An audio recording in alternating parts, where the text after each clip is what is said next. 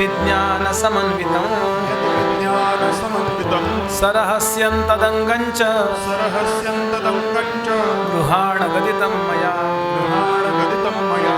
यावानहं यथा भावो यद्रूपगुणकर्मकः तथैव तत्त्वविज्ञानम् अस्तु ते मदनुग्रहात् अहमेवासमेवाग्रे नान्यं यत्सदसत्परं पश्चादहं यदेतच्च यो वशिष्येत सोऽस्म्यहम् ऋतेऽर्थं यत्प्रतीयेत न प्रतीयेत चात्मनि तद्विद्यादात्मनो मायां यथा भासो यथा तमः यथा महान्ति भूतानि भूतेषु चावचेष्वनु प्रविष्टान्यप्रविष्टानि तथा तेषु न तेष्वहम् एतावदेव जिज्ञास्यं तत्त्वजिज्ञासुनात्मनः अन्वयव्यतिरेकाभ्याम् यत्स्यात् सर्वत्र सर्वदा एतन्मतं समातिष्ठ परमेण समाधिना भवान् कल्पविकल्पेषु न विमुह्यति कर्हिचित्। श्री गोपाल कृष्ण भगवान की। ओम नमो भगवते वासुदेवाय। ओम नमो भगवते वासुदेवाय। ओम नमो भगवते वासुदेवाय।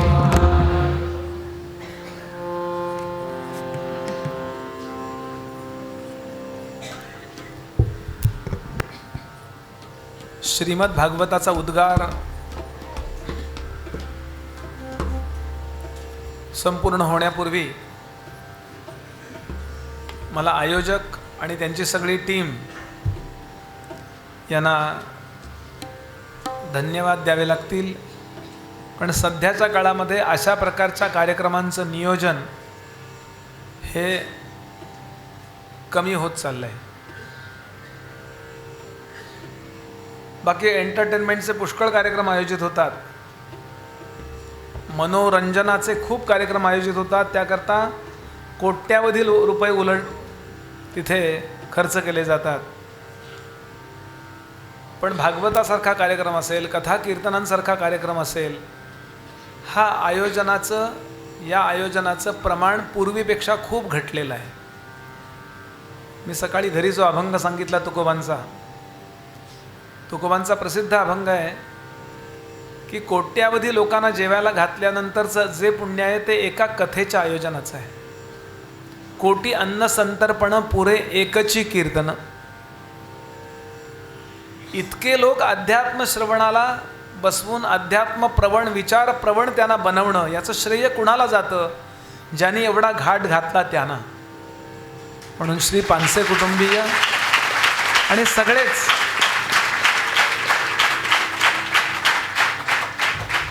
आपलं नाव जेव्हा घेतोय त्यावेळेला आपली सगळी टीम, आमचे संतोष दादा आहेत, पुष्कळ सगळ्यांची नावंही मला माहिती नाही आहेत. आपण सगळे श्रोते आलात. राहायची व्यवस्था बुवा लोकांची सगळ्यांची ज्यांनी जोशी काकांनी केली. मी का कथा करू शकलो आपल्यासमोर? तर माझी राहायची कुठेतरी व्यवस्था आहे ना, जेवायची व्यवस्था कुठेतरी आहे ना.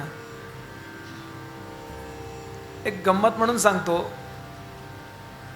अनुष्ठान करणारा, जपजाप्य करणारा, संध्यास्नान करणारा ब्राह्मण म्हणा किंवा कोणीही, ब्राह्मणच असं नाही, जेव्हा मनुष्य घरी उतरतो त्यावेळेला ज्याची ती जागा असते 10% पुण्य त्याला जातं जो तिथे अनुष्ठान करतो. म्हणजे ज्याची जी जागा असते, म्हणजे त्यांनी त्याकरता नाही दिली जागा, पण त्याशिवाय कशी करणार 7 दिवस कथा? एवढं 5-10 लोकांना बोलवून 7-7 दिवसाचं नियोजन हे खूप दिवसेंदिवस अवघड होत चाललंय. एक दिवस 1 तास माणूस आलेला चालत नाही माणसाला. घरं मोठी झाली हल्ली आणि मनं लहान झाली. पूर्वी घरं लहान होती पण मनं मोठी होती. म्हणून आपल्या सर्वांना मी धन्यवाद देईन. संतोषदादा सज्जनगडाशी कनेक्टेड आहेत. समर्थांची ओवी आहे की महंत असे लक्षण वाटते अकस्मात. समर्थांचा महंत आहे डोंबिवलीतला हा. एक बार तालियां उनके लिए. माझे हे चारी साथीदार अतिशय उत्कृष्ट साथ आहे. मी काही जास्त बोलायला पाहिजे असं नाही. पखवाजा करता गणेश मेस्त्री आपल्या डोंबिवलीतच असतो आणि बिनउपयोगाच्या थापा खूप लोक मारतात, पण या ज्या थापेनी भगवंताची सेवा होते अशी थाप मारणारे आमचे गणेश आहेत. विश्वास जोशी उर्फ राजू जोशी आम्ही म्हणतो त्यांना. हे पावसचे म्हणजे पावसजवळ कुर्धे नावाचं गाव आहे तिथले आहेत. उत्तम वैदिक याज्ञिक आहेत. उत्तम सगळं म्हटलेलं आहे. 7 वर्ष खणखणीत म्हणणं आहे. छंद म्हणून तबला वाजवतात. ते किती चांगला तबला वाजवतात बघा. डाव्या बाजूला सुशील गद्रे मूळचे गुहागरचे आहेत, पालशेतचे, पण करिअर करता इथे आले आणि करिअर दिसतंय आपल्याला. त्यांच्या गुरुजींचं नाव गिनीज बुकात गेलेलं आहे. पंडित विद्याधर ओक. त्यांची खूप वर्ष 5-5 तास रियाज करतो बरं त्यांच्याकडे गेला की. आणि स्वतः उत्तम याज्ञिक आहे. म्हणजे व्यवसाय परत वेगळा आहे, पण वाजवणं इतकं गोड आहे. आत्ता इथला कार्यक्रम सुरू असतानाच एक दिवस रात्री 10 वाजता ठाण्यात होता मला वाटतं कार्यक्रम, की पटवर्धन गुरुजी जे होते पंडित गोविंदराव पटवर्धन, हे कसे याचं डेमॉन्स्ट्रेशनचा कार्यक्रम त्याचा 2 तासाचा झाला. इथून तो तिथेच धावत धावत गेला नाही का. त्या दिवशी मी सांगितलं होतं गडबड होती त्याला. आता उत्कृष्ट कलाकार आणि इतके मोठे असूनसुद्धा डाऊन टू अर्थ म्हणतात तशी ही मुलं आहे. माझ्याबरोबर किमान 20-1 वर्ष आम्ही बरोबर आहोत. 20-1 वर्ष.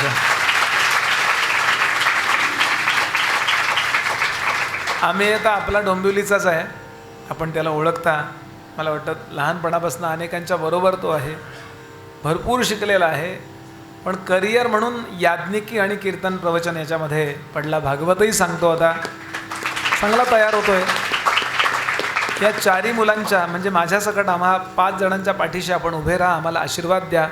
आम्हाला बाकी काही करायचं नाही आहे. स्वतःचे मठ स्थापन करायचे नाही, स्वतःची संस्था कुठली काढायची नाही, शिष्य शिष्यणी असलं काही करायचं नाही. फक्त भागवताचा भगवंताचा एजंट म्हणून मला जगायचं आहे आणि त्याचा एजंट म्हणून मला मरायचं आहे. बस त्याचा मी एजंट आहे, ॲज अ पोस्टमन. तेव्हा आमच्या सगळ्यांच्या पाठीशी आपण उभे राहा. पुष्कळ माझ्यावर वैयक्तिक प्रेम करणारे खूप लोक इथे आहेत. खूप वर्षापासून मला ओळखणारे खूप लोक आहेत. जास्त बोलत नाही. शेवटी भागवतानंतर हे बोलणं उचित होणार नाही, परीक्षिती मोक्षानंतर, म्हणून मी आत्ता हे बोललो.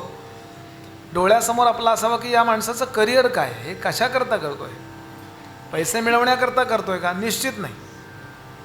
मी जेव्हा नोकरी सोडली 25-30 वर्षापूर्वी, तेव्हा मला 30,000 रुपये पगार, म्हणजे आत्ता किमान 1.5-2 लाख रुपये पगार मला असता. म्हणजे जी नोकरी मी सोडली ती कोणाला तरी मिळाली की नाही. सांगायचं कारण असं की मला काही तिकडे कमी होतं म्हणून मी यात पडलो नाही आहे. एवढ्या रजा मिळणार नाहीत म्हणून मी हे करायला लागलो. जे 2 पैसे आपण देतात अत्यंत सन्मानाने यजमान देतात किंवा लोक देतात, त्यात आमचा प्रपंच सगळ्यांचा चांगला चालतो. त्यात काही, पण पैसे मिळवणे हे आमचं ध्येय नाही. सांगणं हे माझं प्रोफेशन नाही आहे, ते माझं मिशन आहे, हे लक्षात ठेवा. आणि या दृष्टीने एक क्लिअर असू दे. आपल्या अध्यात्माचा आपल्या धर्माचा प्रचार करायचं करिअर ठरवलेली ही मुलं आहेत. एवढा साधा दृष्टिकोन आमच्याकडे बघताना ठेवा. मी नेहमीच सांगतो, माझा महाराज करू नका. मला बुवा म्हणून जगू द्या आणि बुवा म्हणून मरू द्या. महाराज करू नका, ते वेगळं असतं काम. महाराज वेगळे, आम्ही साधी मुलं आहोत. फक्त तळमळीने प्रचार करणं आपल्या संस्कृतीचा, एवढा मात्र आमचा हेतू आहे. आपण पुढच्या कथाकारा आरंभ करूया. ओम नमो भगवते वासुदेवाय. ओम नमो भगवते वासुदेवाय. ओम नमो भगवते.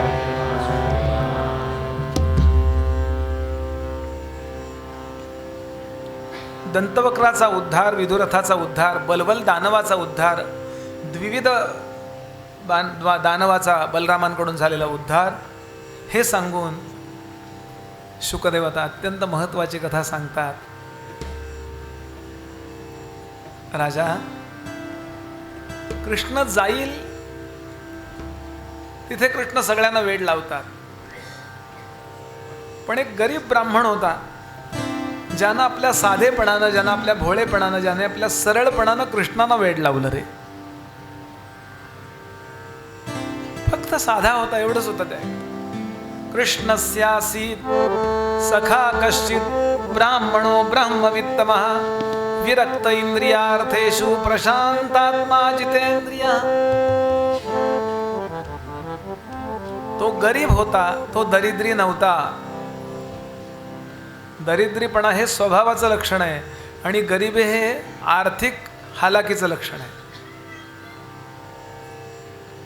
असा होता. पण इतकी गरिबी असून सुद्धा कृष्णाचं प्रेम त्याचं कधी चुकलं नाही. किती गरिबी होती याचा दृष्टांत दिलाय त्यांनी की घरा पाच वासे असे एक आढे.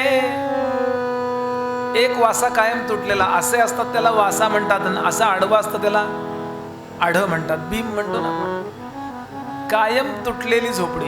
इकडचं दुरुस्त केलं पैसे जमा करून, एक महिन्याभरात दुसरं तुटलं. चंद्रमोळी झोपडी, चंद्र उगवलाय बघायला कधी बाहेर यावं लागलं नाही. कुठल्याही कोपऱ्यातनं चंद्र दिसायचा. पाऊस आलाय बघायला बाहेर नाही यावं लागायचं. पाऊस आलाय कुठे हो, बघू बघू. आपण बाहेर येतो, खिडकीत येतो. पाऊस आला की सगळे कोपरे भिजायचे. त्याची बायको त्या परिस्थितीत त्या मुलांचं संगोपन करते. घरा पाच वासे असे एक आढे असावी तयाला कुठूनी कवाडे. शिरी उष्ण वारा असे तो भरारा तिळा तुल्य तेथे नसे की निवारा. खूप गरिबी. इतकी गरिबी असून सुद्धा कृष्ण स्मरण कधी चुकलं नाही. बायकोला सांगतो कृष्णाचं स्मरण करूया, मुलांना सांगतो कृष्णाचं स्मरण करूया. कृष्ण कृष्ण जय, कृष्ण कृष्ण जय, कृष्ण कृष्ण जय, कृष्ण कृष्ण जय. मनात येईल आपल्याला की इतकी गरिबी होती, मग तो काही काम करत नव्हता का? म्हणून पुढचा श्लोक आला. काम करत नव्हता, उत्तम वैदिक होता, याज्ञिक उत्तम होता. आपण ज्याला भिक्षुकी म्हणतो ती घरोघरी जाऊन करायला, यज्ञयाग असेल, मुंज असेल, वास्तुशांती, या सगळ्या गोष्टी करणारा. फक्त त्याचा नियम होता की मी माझं काम उत्तम करीन, तुम्ही समजून दक्षिणा द्या. यदृच्छयोपपन्नेन, यदृच्छया, तुमची इच्छा होईल तसं द्या. वर्तमानो गृहाश्रमी,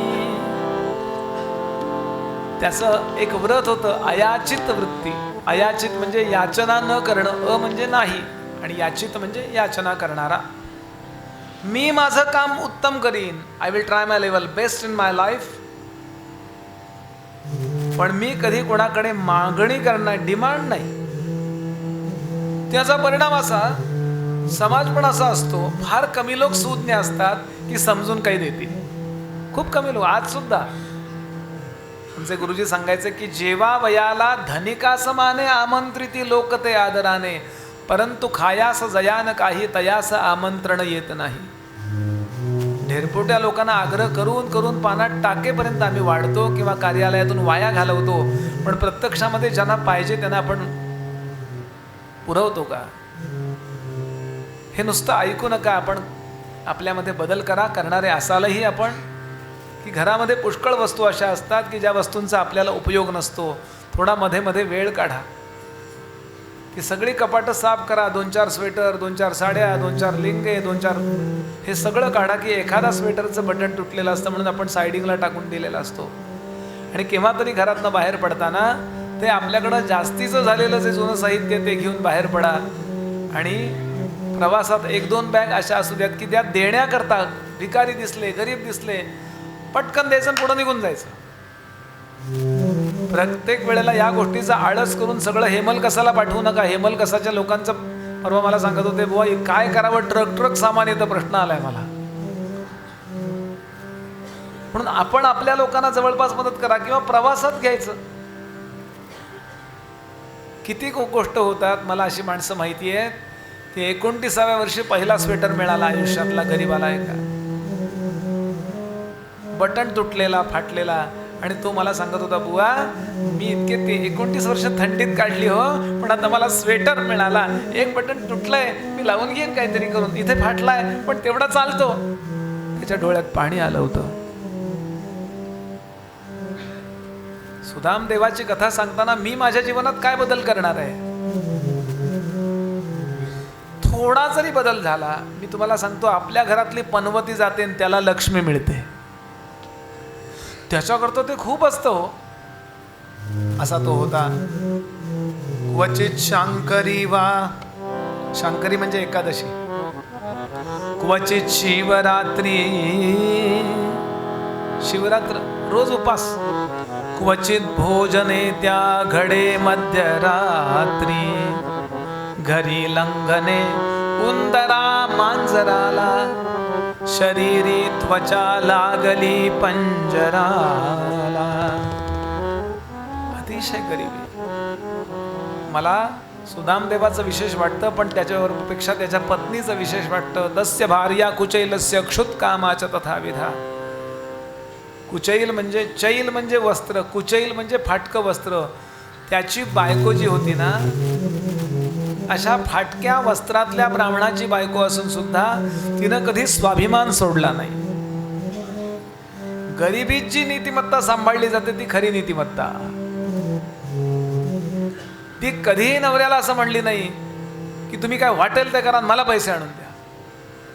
म्हणून सुदाम देवाचं तर महानता आहेच आहे, पण त्याच्या पत्नीची महानता किती मानावी लागेल की तिनं कोंड्याचा मांडा केला आणि त्यातून जेवायला वाढलं मुलाबाळांना, कधी कमी पडू दिलं नाही, आणि तरीही कधी तक्रारी करून नवऱ्याला त्रास नाही दिला. तिला माहिती की माझा नवरा आळशी नाही आहे, तो मनापासून आपलं काम करतोय आणि अखंड राबतोय. फक्त त्याचं व्रत आहे ना अयाचित, आता मी त्याच्या पाठीशी उभं राहिलं पाहिजे, ज्याला म्युच्युअल अंडरस्टँडिंग म्हणतात ना. असा होता तो, त्याची पत्नी. पण आता तिला वाटायला लागलं मुलं मोठी होत आहेत, 2 पैसे पाहिजेत मुलांकरता. म्हणून एक दिवस ती आपल्या पतीजवळ येते आणि सांगते, तुम्ही कृष्णाच्या एवढ्या गोष्टी सांगता, माझं ऐकाल काय? काय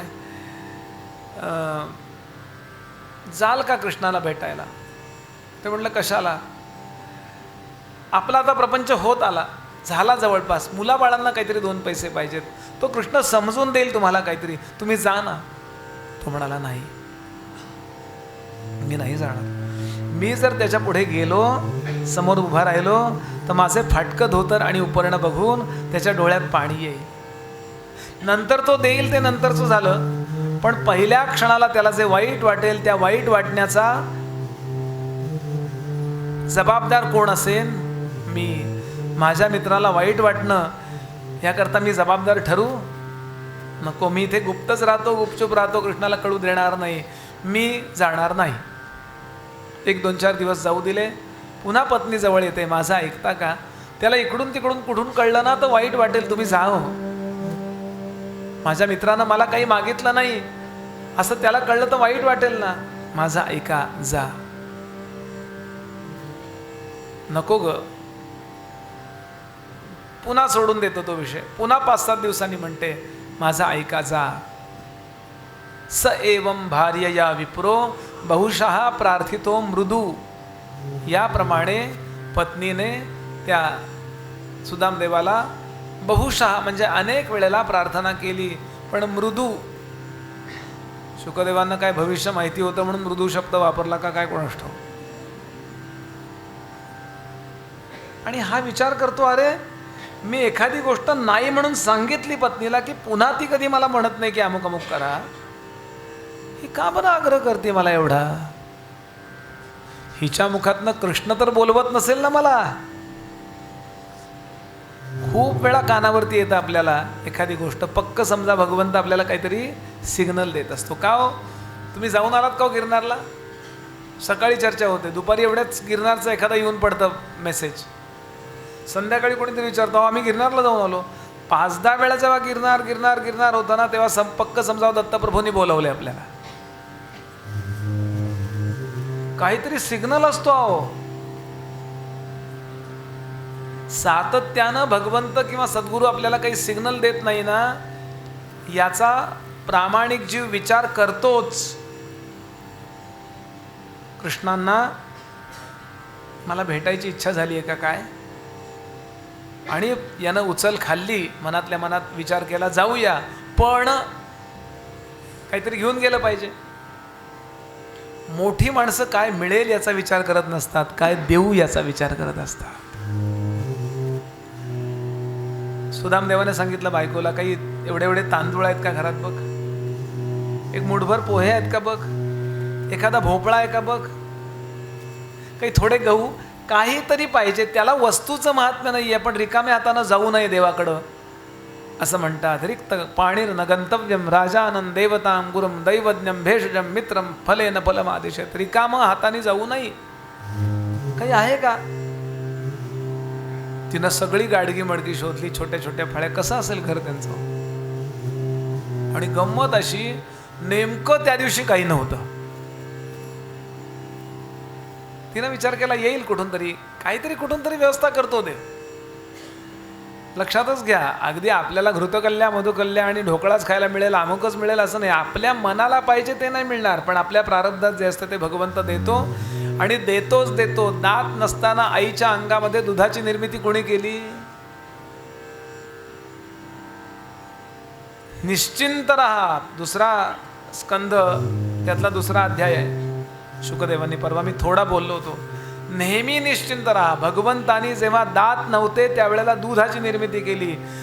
शुकदेव म्हणाले दंत न थे तब दूध दियो, दंत न थे तब दूध दियो, जब दंत दे तब अन्न न दे. दात नसताना दुधाची निर्मिती, दात केल्यावर अन्न नाही देणार. माझं तर पुढचं आहे, दात गेल्यावर नवीन दातही दे आणि अन्नही दे.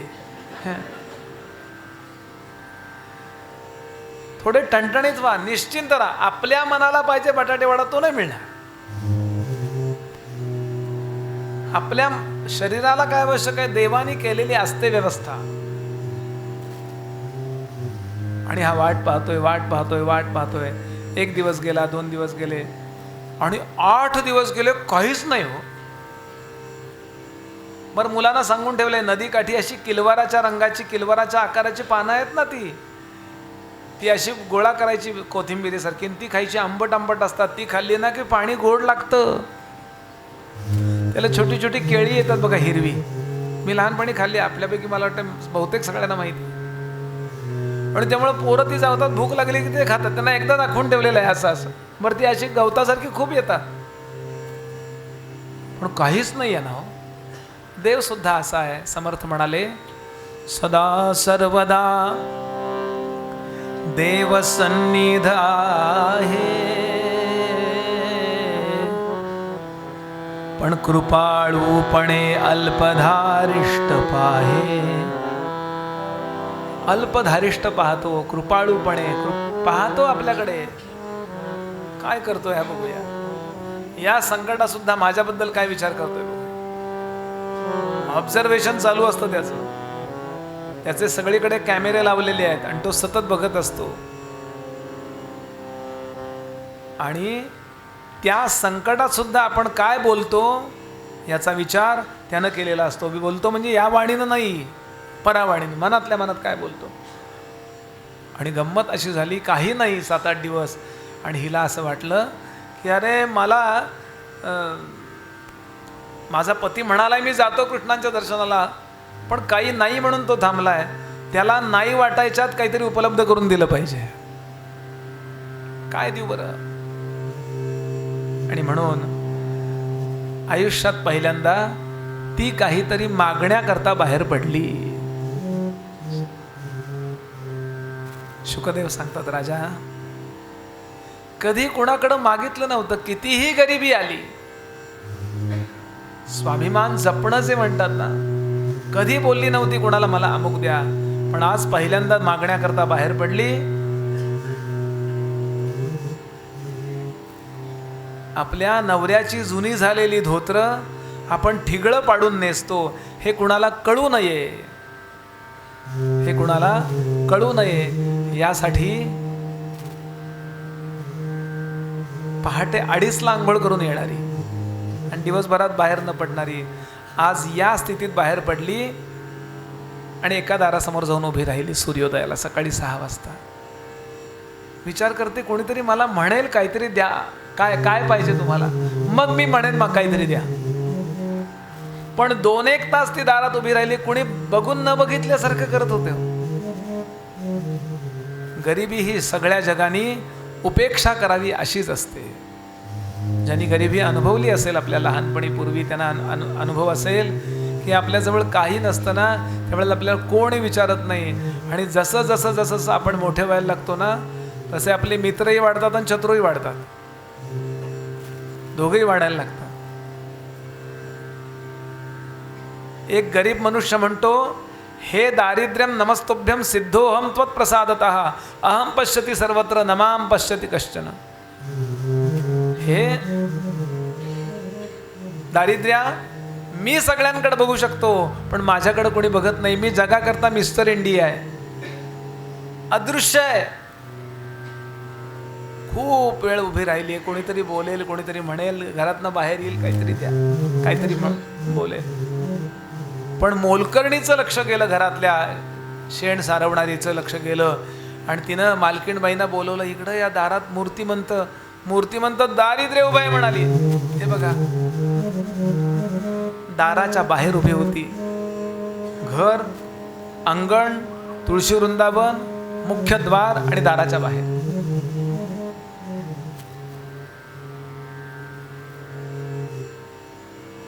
सुदामदेवाची बायको का ग? 10 वर्षापूर्वी बघितलं होतं मी तिला. तशी आहे नाही, काय गरिबी असते ना एखाद्याच्या नशिबात.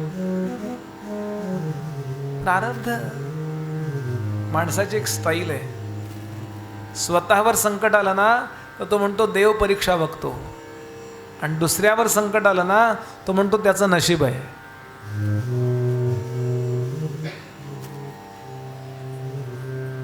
मालकीणबाई काहीतरी देऊन टाका तिला. हाक मारली, ए बाई आत ये. तुळशी वृंदावन ओलांडून आतमध्ये त्या तिथपर्यंत आली जिथपर्यंत आलेलं चालतं. हाक मारली, नमस्कार बाई साहेब. काय ग, काय पाहिजे? आता हिला मागायचं कसं माहित नाही ना, प्रॅक्टिस नाही. कसं मागण्याकरता शब्दांची योजना कशी करायची असते. आमचे हे आहेत ना ते कृष्णांचे मित्र आहेत. तिला वाटलं इम्प्रेशन पडेल, आणि खरंच मित्र होता तो. कृष्णांकडे जायचंय, काहीतरी उसनं द्याल का, मुठभर डाळ, मुठभर काही तांदूळ, मुठभर काही द्याल का, परत देईन मी तुम्हाला. रिकाम्या हाताने कसं जाणार. हसली ती बाई, हसली. ती म्हणली, अगं तुझा भिकारडा नवरा कुठं आणि भगवान गोपाल कृष्ण कुठं? द्वारका सोन्याची वसवली माहिती तरी आहे का तुम्हाला? बोलवलं तर का इनॉग्रेशनला? काहीतरी खोटं काय बोलते तू, खरं बोल. मी तुला महिन्याभराला पुरेल एवढं तू शिधा देते. तुला, तुझ्या मुलाबाळांना, आईवडिलांना, सासू सासऱ्यांना खायला, तुझ्या नवऱ्याला काही नाही का? मला माहिती आहे तुमची गरिबी, पण खरं बोल ना, खोटं कशाला बोलते? ताकाला जायचं आणि मोघा लपवायचा चालती हो दारातनं. ती कळवळून सांगते, नाही हो, मी माझ्याकरता नाही मागत आहे हो. सत्य जेव्हा गरिबाच्या मुखात येतं ना त्यावेळेला ते असत्य ठरतं. शुकदेव सांगतात, राजा, समाज अपमान करतो हे योग्य का अयोग्य याचा विचार करू नकोस. विचार हा कर की या स्थितीत सुद्धा सज्जनांचा सत्वगुण कधी ढळत नसतो. शिवा शाप देऊन बाहेर नाही पडली ती. इतकी श्रीमंती वाटवलं नाही तुमचा. दरिद्री वृत्ती नसावी हो. आता गरीब लोक खूप असतात, पण ते गरीब माजोरी असतात.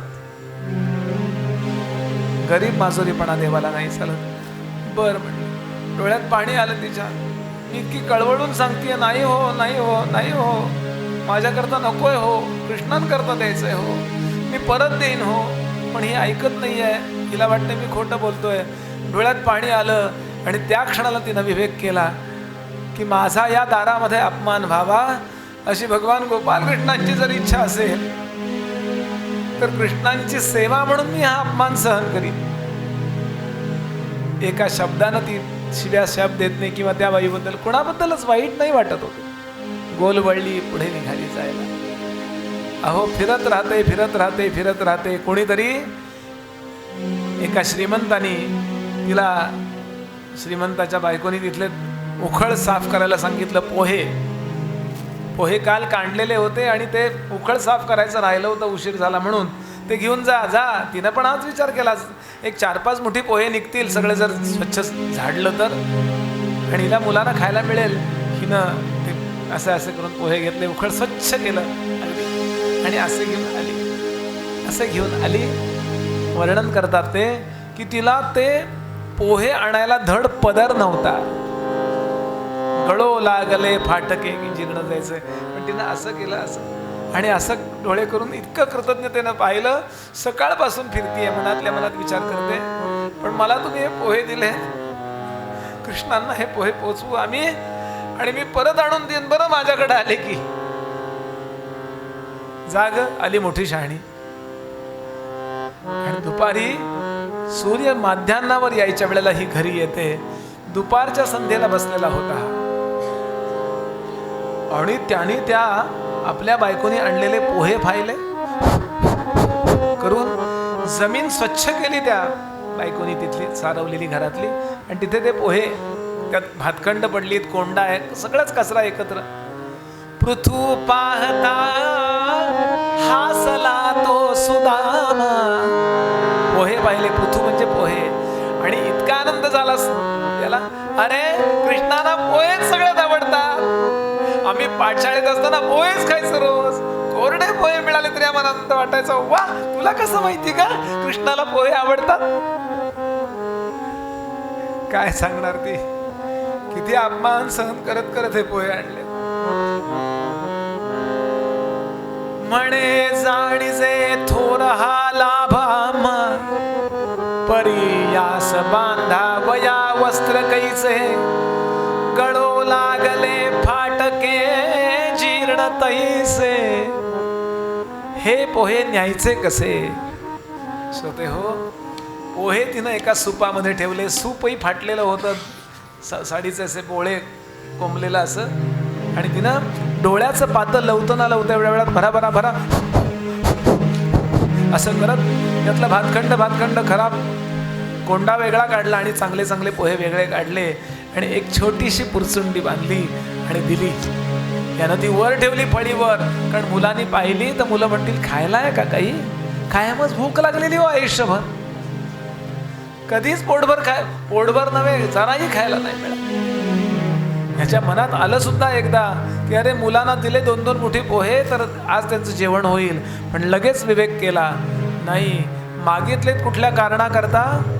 कृष्णांना देण्याकरता.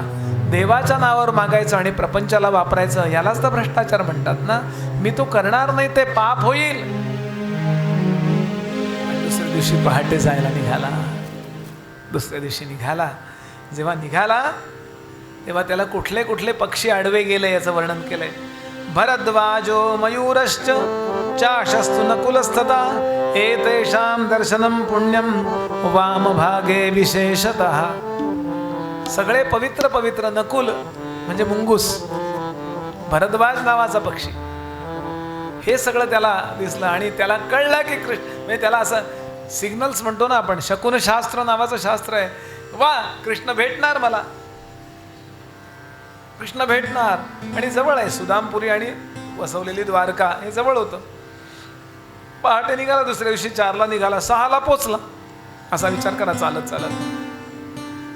आणि विचार करतो मला कृष्ण भेटतील. सगळ्या जगाचं राजकारण खेळणारा, जगातले हजारो राजे ज्याच्याकडे परामर्श घेण्याकरता येतात, त्याचे अपॉइंटमेंट मला मिळेल?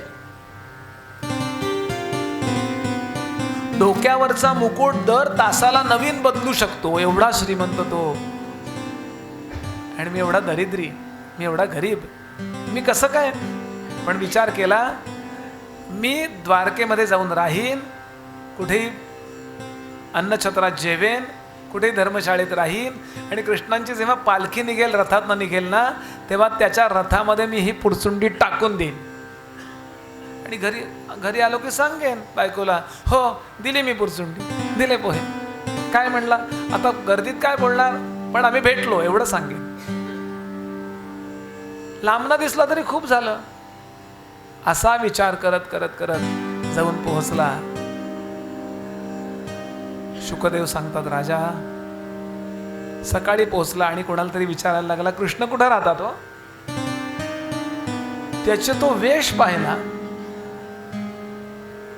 म्हणजे लोकांना वाटलं वेडा आहे, काय कपडे, इतकं मूर्तिमंत दारिद्र्य द्वारकावासियांनी पहिल्यांदा पाहिलं.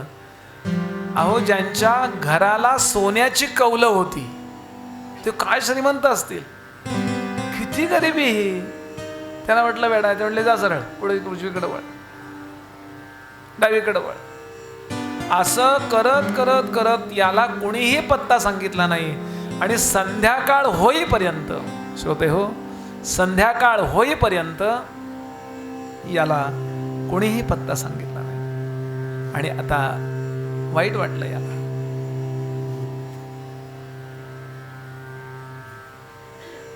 एका उंचवट्यावर बसला. मावळतीला निघालेला सूर्य आहे. सूर्याचे किरण असे कौलांवर पडले होते, सगळीच घरं सोन्याची, आणि चमकून उमटलेला ते सूर्याचे किरण पाहिले. आणि याला कठोपनिषद आठवलं.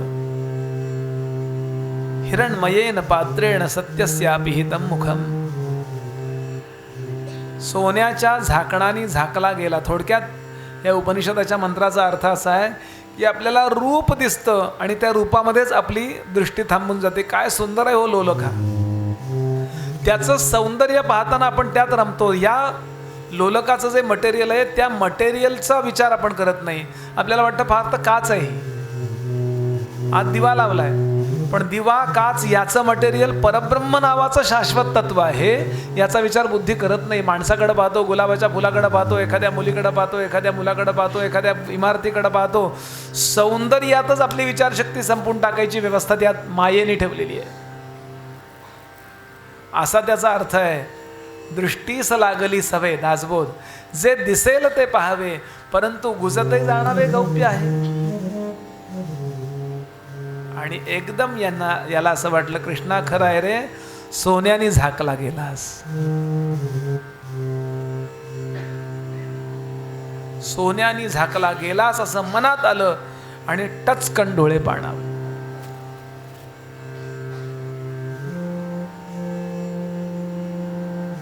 डोळे पाणावले. कृष्णा खरं आहे, तुला कोण पाहू शकतो? तुला हाक मारताना वेद सुद्धा मुके होतात. कृष्णा अनंता तुला कोण पाहू शके, अनंता तुला कोण पाहू शके.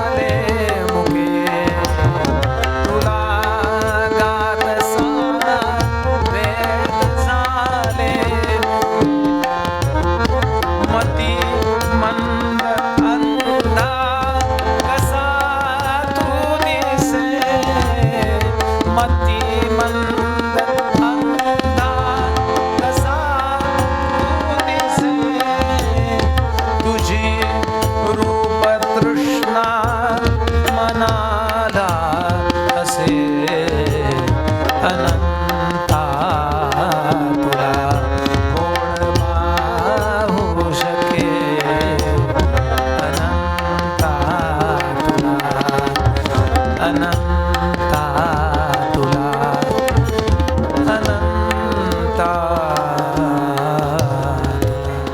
कृष्णा. या रूपाने झाकला गेलास रे, आणि त्याच डोळ्यात पाणी आलं. डोळ्यात पाणी येताना जेव्हा देवाच्या प्रेमाने, तेव्हा पक्क समजा ती हाक आपण परावाणीनं मारलेली असते. या वाणीनं हाक मारतो आपण, ओरडतो, इथूनही हाक मारू शकतो. हाक मारलेली कळते ही पण पश्यंती, पण परावाणीनं जेव्हा हाक जाते, कृष्णा, भगवंता, सद्गुरुनाथा,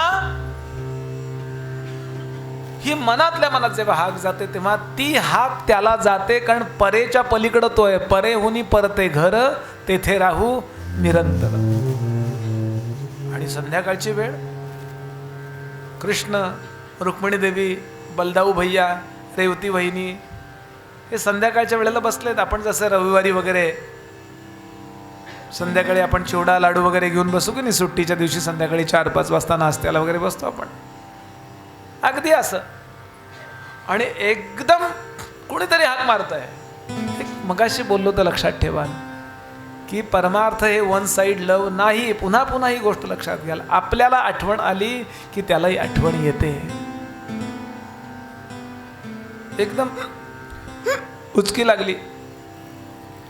अहो, नातवंडाला उचकी लागते आजीनं आठवण काढली तर आजी आणि नातवापेक्षा भगवंत आणि भक्त हे नातं जास्त निकोप नव्हे काय?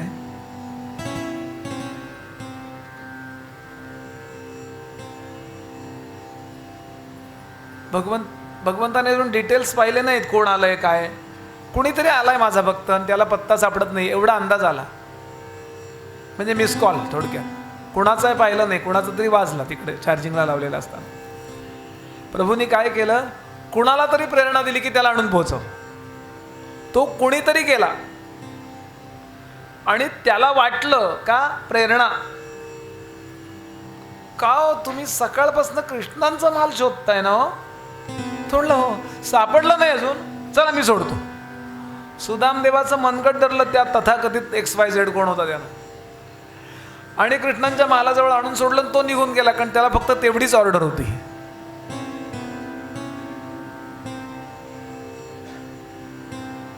आता त्याला इतका आनंद झाला की कृष्णांचा महाल सापडला. आता दारात जाऊन त्या द्वारपालांना विचारायला लागला, आणि एकदम याचं प्रेमाचं भरतं आलं, आणि एकदम त्याला लहानपणचं पाठशाळेतलं नाव आठवलं, कन्हैया. दादा, कन्हैया कुठं राहतो हो? दोघं उडाले. आपल्या बॉसचं लहानपणचं नाव कन्हैया आहे हे आता दोघांना माहिती होतं, द्वारपालांना, त्या लोकपालांना. कारण बऱ्याचदा उग्रसेन महाराज कन्हैया म्हणून हाक मारायचे, वसुदेव देवकी हाक म्हणाय, कधीतरी बलराव भैया म्हणायचे, कन्हैया ये रे, किंवा तरी प्रेमानं म्हणतो ना आपण, नेहमीचं नाव असतं पण ते नाव लहानपणचं आपण लाडीकपणानं हाक मारतो. ये रे सोन्या, केव्हा तरी ये रे राजा म्हणतो की नाही. आई तर खूप वेळा म्हणते. त्यामुळं आपल्या बॉसचं लहानपणचं नाव कन्हैया आहे माहिती होतं, पण हा भिकारडा भिकारी कोण, तो कोण आम्हाला आमच्या प्रभूला कन्हैया म्हणणार. म्हणून टोचून बोलले दोघं, तुमचे बालमित्र वाटतं. हा इतका साधा आहे, याला हेही कळत नाही की हे मला टोचून बोलतात, माझी टिंगल ओढतात. म्हटलं हो, तुम्हाला कसं कळलं? भोळ्या माणसाची काळजी भगवंत घेतो. आपण ती म्हण ऐकली असेल, आंधळ्याची गुरं देव राखतो. फार बनेल माणसं असतात ना, त्यांची देव नाही काळजी घेत. भगवंताचं वचन आहे, जो मेरे नाम पर मैं उनके काम पर, जो अपने काम पर मैं मेरे धाम पर. महाचत्र्य आहे तो. म्हणून साधेपणाचा अभ्यास करा. खूप अवघड आहे बरं. बुद्धिमत्ता आणि साधेपणा या दोन गोष्टी एकत्र नांदत नाहीत, पण जर नांदल्या तर भगवंताला कृपा करायची घाई झालेली असते. वाक्य लक्षात ठेव. हा काही मूर्ख नव्हता, अतिशय बुद्धिमान होता, वेद पाठ आहेत, कृष्णांचा खास मित्र, कायम स्कॉलर ज्याला म्हणतात तसं. पण ज्याला जीवनाचं वर्म कळलं ना, तो मनुष्य कधी बनेलपणा बाळगत नाही, तो साधा होत जातो. जीवन त्यांना कळले हो, जीवन त्यांना कळले हो, मी पण ज्याचे पक्व फळापरी सहजपणाने गळले हो. साधेपणा जपा. जेवढे तुम्ही साधे व्हाल तेवढं भगवंताला तुमच्यावर कृपा करायची इच्छा निर्माण होईल. आणि जेवढे बनेल व्हाल तेवढा तो बनेल. तुकोबांचा अभंग आहे, वेडा झालो वेडा झालो, भक्तासाठी वेडा झालो, वेड्यासाठी तो वेडा होतो आणि शहाण्यासाठी तो अतिशहाणा होतो.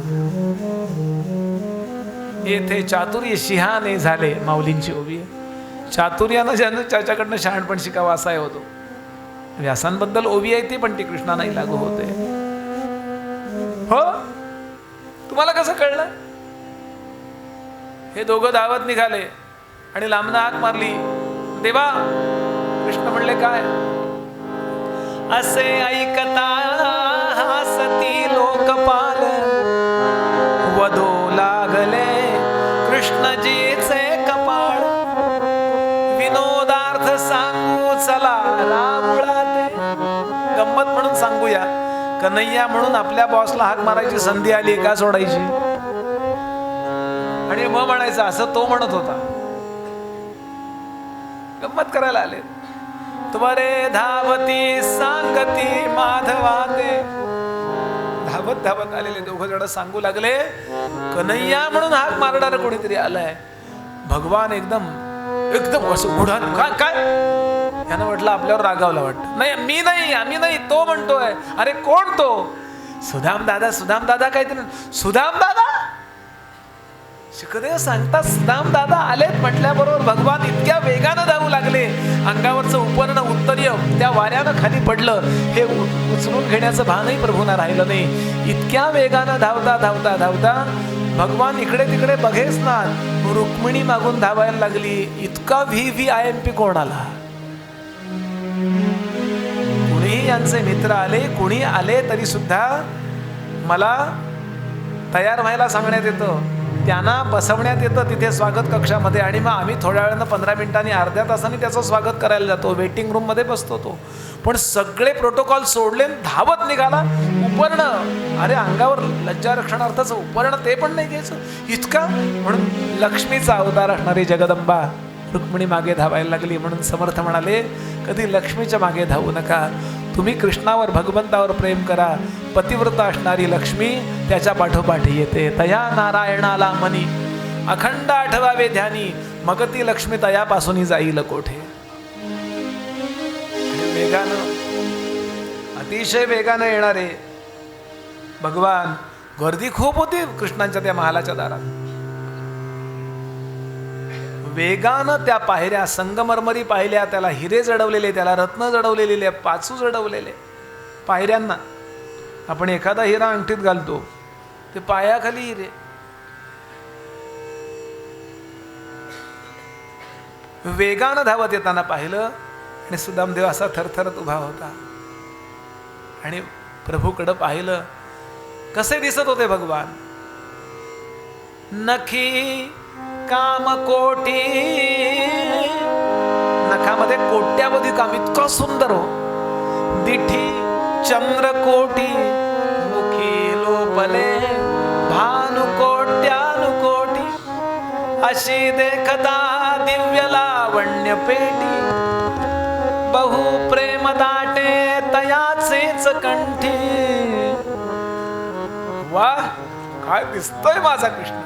पाठशाळेतही सुंदर दिसत होता, पण आता ही राजवस्त्र, राज अलंकार घातल्यावर माझा प्रभू काय सुंदर दिसतोय. वा, पण गडबडीत आहे वाटतं. इतक्या वेगानं येतोय म्हणजे कोणीतरी VIP आलेलं दिसतोय त्याच्याकडे. काहीतरी गडबड आहे वाटतं त्याला. मी मध्ये मध्ये नको करायला. मी उद्या भेटेन, मी परवा भेटेन. माझ्या वेळेला काय किंमत आहे. म्हणून सुदामदेव कोपऱ्यात जाऊन उभा राहिला हो. इतक्या वेगामध्ये भगवान धावत येत आहेत म्हणजे खूप गडबडीत आहेत. ते काहीतरी महत्वाच्या कामात आहेत. मध्ये मध्ये असा हात करून मी आलोय असं मी सांगणार नाही, कारण माझा कृष्णावर प्रेम आहे ना. प्रभू इतका व्यस्त असतो कार्यक्रमात, मी कशाला त्याला त्रास देऊ. माझ्या दगड्या भांडण्याच्या वेळेला काय किंमत आहे. मी उद्या भेटेन, परवा भेटेन, तेरवा भेटेन, आता मला पत्ता कळलाय. आणि म्हणून कोपऱ्यात जाऊन उभा राहिला होतो थरथरत. त्याला काय माहिती, कृष्ण ज्याच्याकरता इतक्या लगबगीनं धावत होते तो VIP आज स्वतः सुदामदेवच होता. भगवंताचं, सद्गुरूंचं, जगदंबेचं VIP ठरायचंय का आपल्याला? तर पहिली गोष्ट ही करा, स्वतःला काही मानणं बंद करा. जेवढे तुम्ही स्वतःला निग्लेक्ट कराल, आय एम नोबडी, कुणीच नाही आहे मी, जेवढी दीनता धारण कराल तेवढे तुम्ही भगवंताकरता VIP होता. हे वाक्य लक्षात ठेवा. समाजाकरता ठीक आहे, आय एम समबडी, पण परमार्थात आय एम नोबडी. जितक्या लवकर कळेल तितक्या लवकर कळून घ्या. समर्थ म्हणाले, थोडंसं जीवन असतं, थोडेसे शिकलेले असतात, उगाच स्वतःला मोठं समजण्यात जीवन जातं आणि मरताना कळतं काही येत नाही मला. जीवनाचं मर्म कधी कळणार? समर्थांची ओवी आहे, थोडेफार समजले, पोटापुरती विद्या शिकले, प्राणी उगाच मेले मी थोर म्हणून, थोर एक अंतरात्मा. कोण जाणे त्याचा महिमा? कोण आहे मी? काय येत आहे मला? माझ्यासारखे किती लोक गेले हो. समर्थ म्हणाले, गेले बहुत हरिदास. किती मोठे प्रवचनकार, कीर्तनकार होत गेले, किती मोठी मोठी माणसं होऊन गेली. एवढ्या जगाच्या पसाऱ्यामध्ये मी कोण आहे? जेवढ्या लवकर स्वतःला काही समजणं बुद्धी बंद करते तेवढ्या लवकर भगवंताच्या किंवा परब्रह्माच्या निर्विशेषत्व गुणापर्यंत आपण जातो. या वाक्यावर विश्वास ठेवा. विशेष म्हणजे माया आणि निर्विशेष म्हणजे ब्रह्म. कॉमन, आकाश कॉमन आहे की नाही सगळ्यांना? खुर्ची मोठी का आकाश मोठं? बोला. का? ते निर्विशेष आहे म्हणून. म्हणून स्वतःला निर्विशेषत्वाकडे न्यायचं आहे. लक्षात घ्याल, मी वेदांत बोलतोय हा. आणि याकरता व्यवहारातलं काहीही स्वतःचं मोठेपण असेल ते जितक्या लवकर फेकून देता येईल तेवढं द्या. कृष्ण त्यांच्याकरता धावतो. धावत धावत धावत आले आणि प्रभूंनी हाक मारली, दादा दादा, सुदाम दादा, अरे बाजूला, अरे माझा मित्र आलाय. सगळ्यांना बाजूला केलं आणि चक्क भगवान गोपालकृष्णाने त्या सुदाम देवाच्या पायावर साष्टांग दंडवत घातला. डोकं मुकुटासकट सुदाम देवाच्या पायावर टेकलं, अश्रूंचा अभिषेक केला त्याच्या पायावर. थरथरायला लागला होतो. कायम अपमानाची सवय असणारा, कायम लोकांनी हिडीस पिडीस करावं ते सहन करणारा, त्याला तो आनंद सुद्धा सहन होईना. कृष्णा, अरे लोक बघतायत रे, नको रे नमस्कार करू, मला मला असह्य होत आहे. कृष्ण म्हटले, असाच थांब. लोक त्यांचं पातक माझ्या पायावर अर्पण करतात,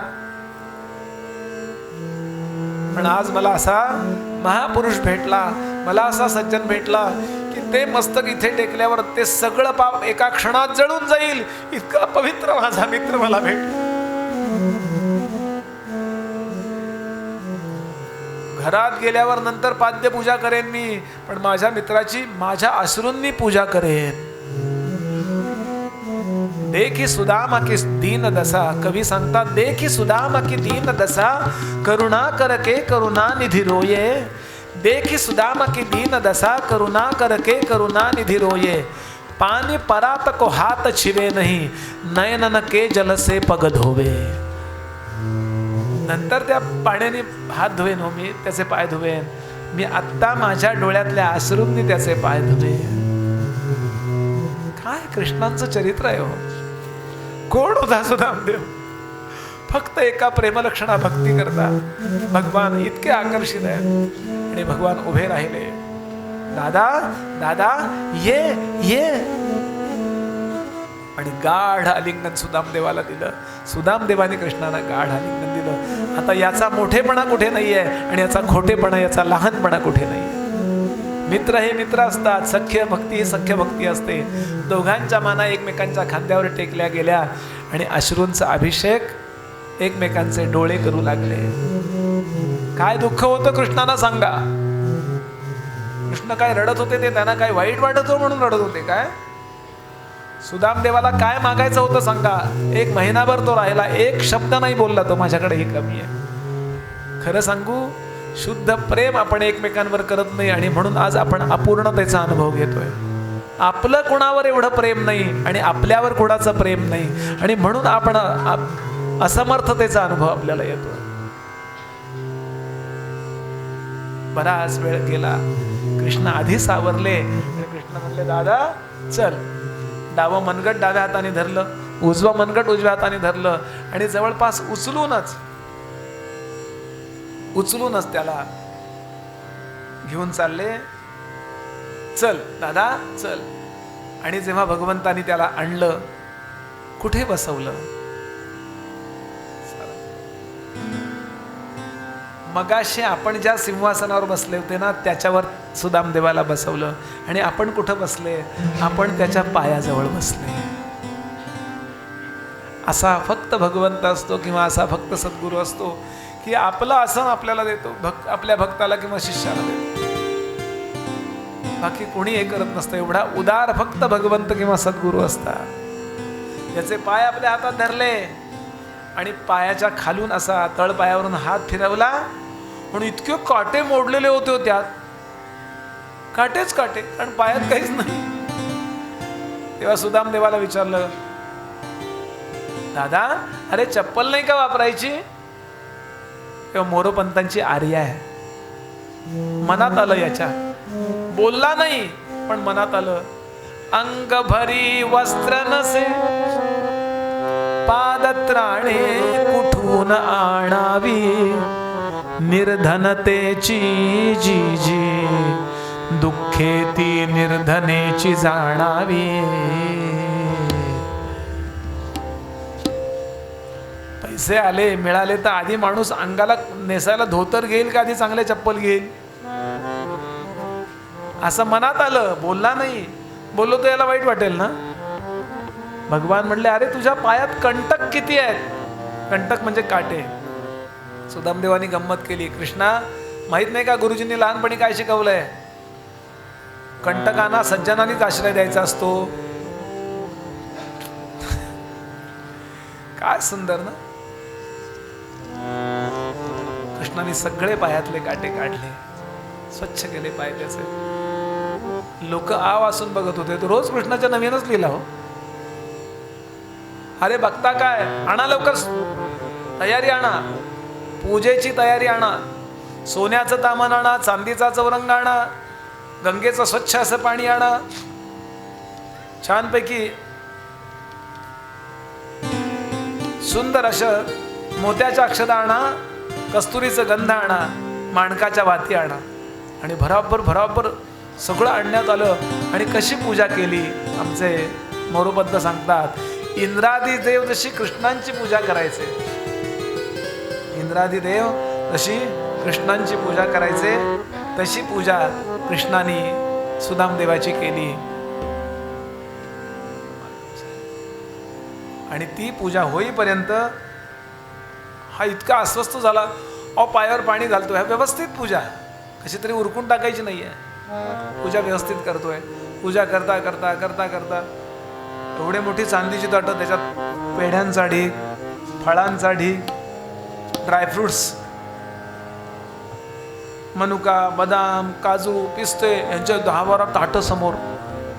ब्राह्मणाला नैवेद्य, प्राणाय स्वाहा, पराय स्वाहा. आता यानं विचार केला, आपले पोह्याचे तुकडे नको काढायला, नको.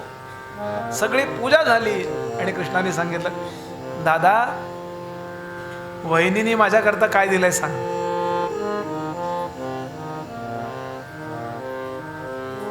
आता हे सगळं इतका देखणेपणा, इतका सुंदर पूजेचा भाग पाहिला. आपले पोह्याचे तुकडे द्यायचे, एका पोह्याला कात्रीनं कापल्यावर 4 तुकडे होतील असे पोह्याचा चुरा आहे हो. आणि हे असे एवढे मोठे मोठे ढीग. 4 बदाम आणले असते तर दिले असते. हे काय? म्हणून सुदामदेव म्हणला, काहीच नाही आहे, शक्यच नाही. तू तसा वागू शकतोस पण वहिनी नाही वागू शकणार माझी. काहीतरी दिलंय तिने, बोल. आणि मग काय विचारता, थोडी मित्रांची झक्काबक्की झाली, असं ओढाओढी, आणि त्याच्या गळ्यातली पडशी फाटली हो. आणि त्या जीर्ण मलिन वस्त्री वरून चेंडू पडावा असा टप्पा खाऊन ती पुरचुंडी पडली, टक. त्या जीर्ण मलिन वस्त्री सापडली माधवास गाठोडी. आणि अस्तुट्यासारखा, जणू 15 दिवस न जेवल्यासारखा असं करून त्या गाठी सोडायला लागला. अहो, पोहे कमी होते आणि गाठीच जास्त होत्या. आणि जेव्हा सोडायला सुरुवात केली ती आणि पोहे पाहिले, तो ते हो, भगवंत वस्तू कधीच पाहत नसतो, भगवंत त्या वस्तूच्या मागचा भाव पाहतो. वस्तू त्यानंच निर्माण केली हो, भाव त्यानं नाही निर्माण केला. भाव भक्ताचा असतो, भावावर क्लेम कुणी करायचा तर भक्ता. आणि म्हणून त्याच्याकडे पाहिलं. एक भागवतकार सांगत होते हैदराबादचे, ते म्हणले, बुवा एक गोष्ट सांगत जा, भागवतात तुम्हाला मिळणार नाही पण मुद्दाम सांगत जा. त्याच्यामध्ये सुदामदेवाच्या पत्नीने एक छोटीशी चिठ्ठी बारीक लिहून टाकून दिली होती, पुरचुंडी करून, पोह्यापेक्षा वेगळी दिसत नव्हती ती. त्या चिठ्ठीवर तिनं काहीतरी लिहिलं होतं. काय लिहिलं होतं म्हणे, ती कुणाला नकळत लिहिलं होतं, कारण तिला माहितीये माझा नवरा एका शब्दानं बोलणार नाही, तिथे जाईल, गप्प बसेल आणि परत येईल. ती नवऱ्याला ओळखतीये, कुटुंबाची जबाबदारी माझ्यावर आहे. म्हणून तिनं त्या चिठ्ठीवर लिहिलं होतं, श्रीकार काढला होता आणि लिहिलं होतं, सकल ऐश्वर्य संपन्न राजमान्य राजश्री श्रीकृष्ण भाऊजी, सप्रेम नमस्कार विनंती विशेष. मला यांचेकडून कळले की आपण प्रत्यक्ष भगवान विष्णूंचे अवतार आहात. विष्णूंना जे आवडतं त्यात एकादशी व्रत अतिशय आवडतं, म्हणून मी एकादशी करते लहानपणापासून. फरक एवढाच आहे, मी माहेरी जेव्हा होते तोपर्यंत माझ्या 2 एकादशा महिन्यामध्ये होत होत्या, शुद्ध एकादशी आणि वद्य पक्षातली एकादशी. पण लग्न झाल्यावर माझ्यावर आपली एवढी कृपा आहे देवा, गेली अनेक वर्ष माझी महिना एकादशी असते. अशीच कृपा ठेवा. कळावे आपली वहिनी. भगवंतानी म्हणाल, ती चिठ्ठी अशी छातीशी धरली, सांगितलं, वहिनी का हो प्रार्थना करायला इतका उशीर का केला? उद्यापासून वहिनी तुझ्याकडे दिवाळी असेल, मनोमन म्हणाले. आणि पटकन एक पोह्याची फक्की तोंडात टाकली, खाऊ लागले. आणि वरती विश्वकर्म्याला सांगितलं, माझी जशी द्वारका नगरी आहे तशी द्वारका नगरी सुदामपुरी म्हणून याला गिफ्ट कर लगेच, कारण मला दिलंय त्यांनी ना. भगवंताला म्हणतात देव, देव म्हणजे पहिले देव फिर लेव. मला दिलंय त्यांनी, आता त्याला दिलं पाहिजे. व्याजदर काय? मोरोपंतांची आर्य आहे, ऋण तरी मुठभर पोहे त्याच्या व्याजात हेमनगरी ती. पोहे मुठभर ऋण घेतलं आणि त्याचा व्याजदर सोन्याची नगरी. आणि मुद्दलात मुक्ती देणे ही कोण्या सावकारीची रीती. कामाला सुरुवात कर. प्रत्येकाला, सुदामपुरीतल्या प्रत्येकाला घर दार जमीन जुमला बायका पोरं बँक बॅलन्स सोनं नाणं गुरं ढोरं सगळं भरपूर. आणि सांगायचं सुदामदेवानं मंजूर करून आणले, सुदामदेवानं मंजूर करून आणले, सुदामदेवानं. प्रत्येकाला सांगायचं, म्हणजे त्यांना कळलं पाहिजे हे सुदामदेवामुळे आपल्याला मिळते. आणि ती पोहेवाली बाई आहे ना, तिला पोह्याची फॅक्टरी टाकून द्यायची. तिला कळलं पाहिजे की माझे भक्त कधी खोटं बोलत नसतात. आणि कामाला सुरुवात झाली. श्रीमन नारायण नारायण हरी नारायण श्रीमन नारायण नारायण हरी हरी. बोला श्रीमन नारायण नारायण हरी हरी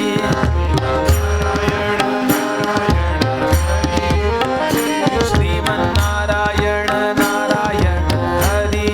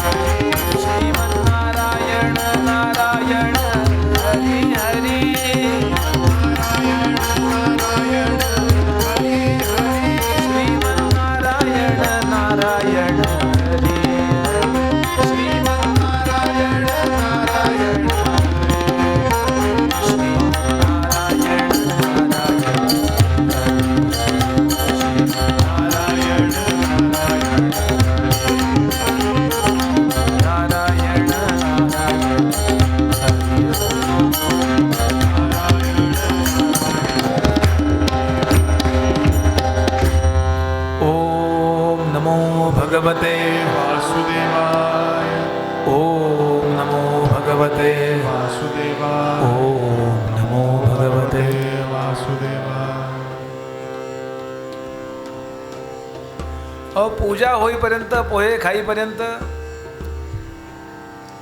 इतक्यात रुक्मिणी देवी धावल्या आणि उरलेली पुरसुंडी काढून घेतली. आणि त्यात अजून पोहे एक मूठभर 2 मुठी पोहे होते, 1 मूठ खाल्ले.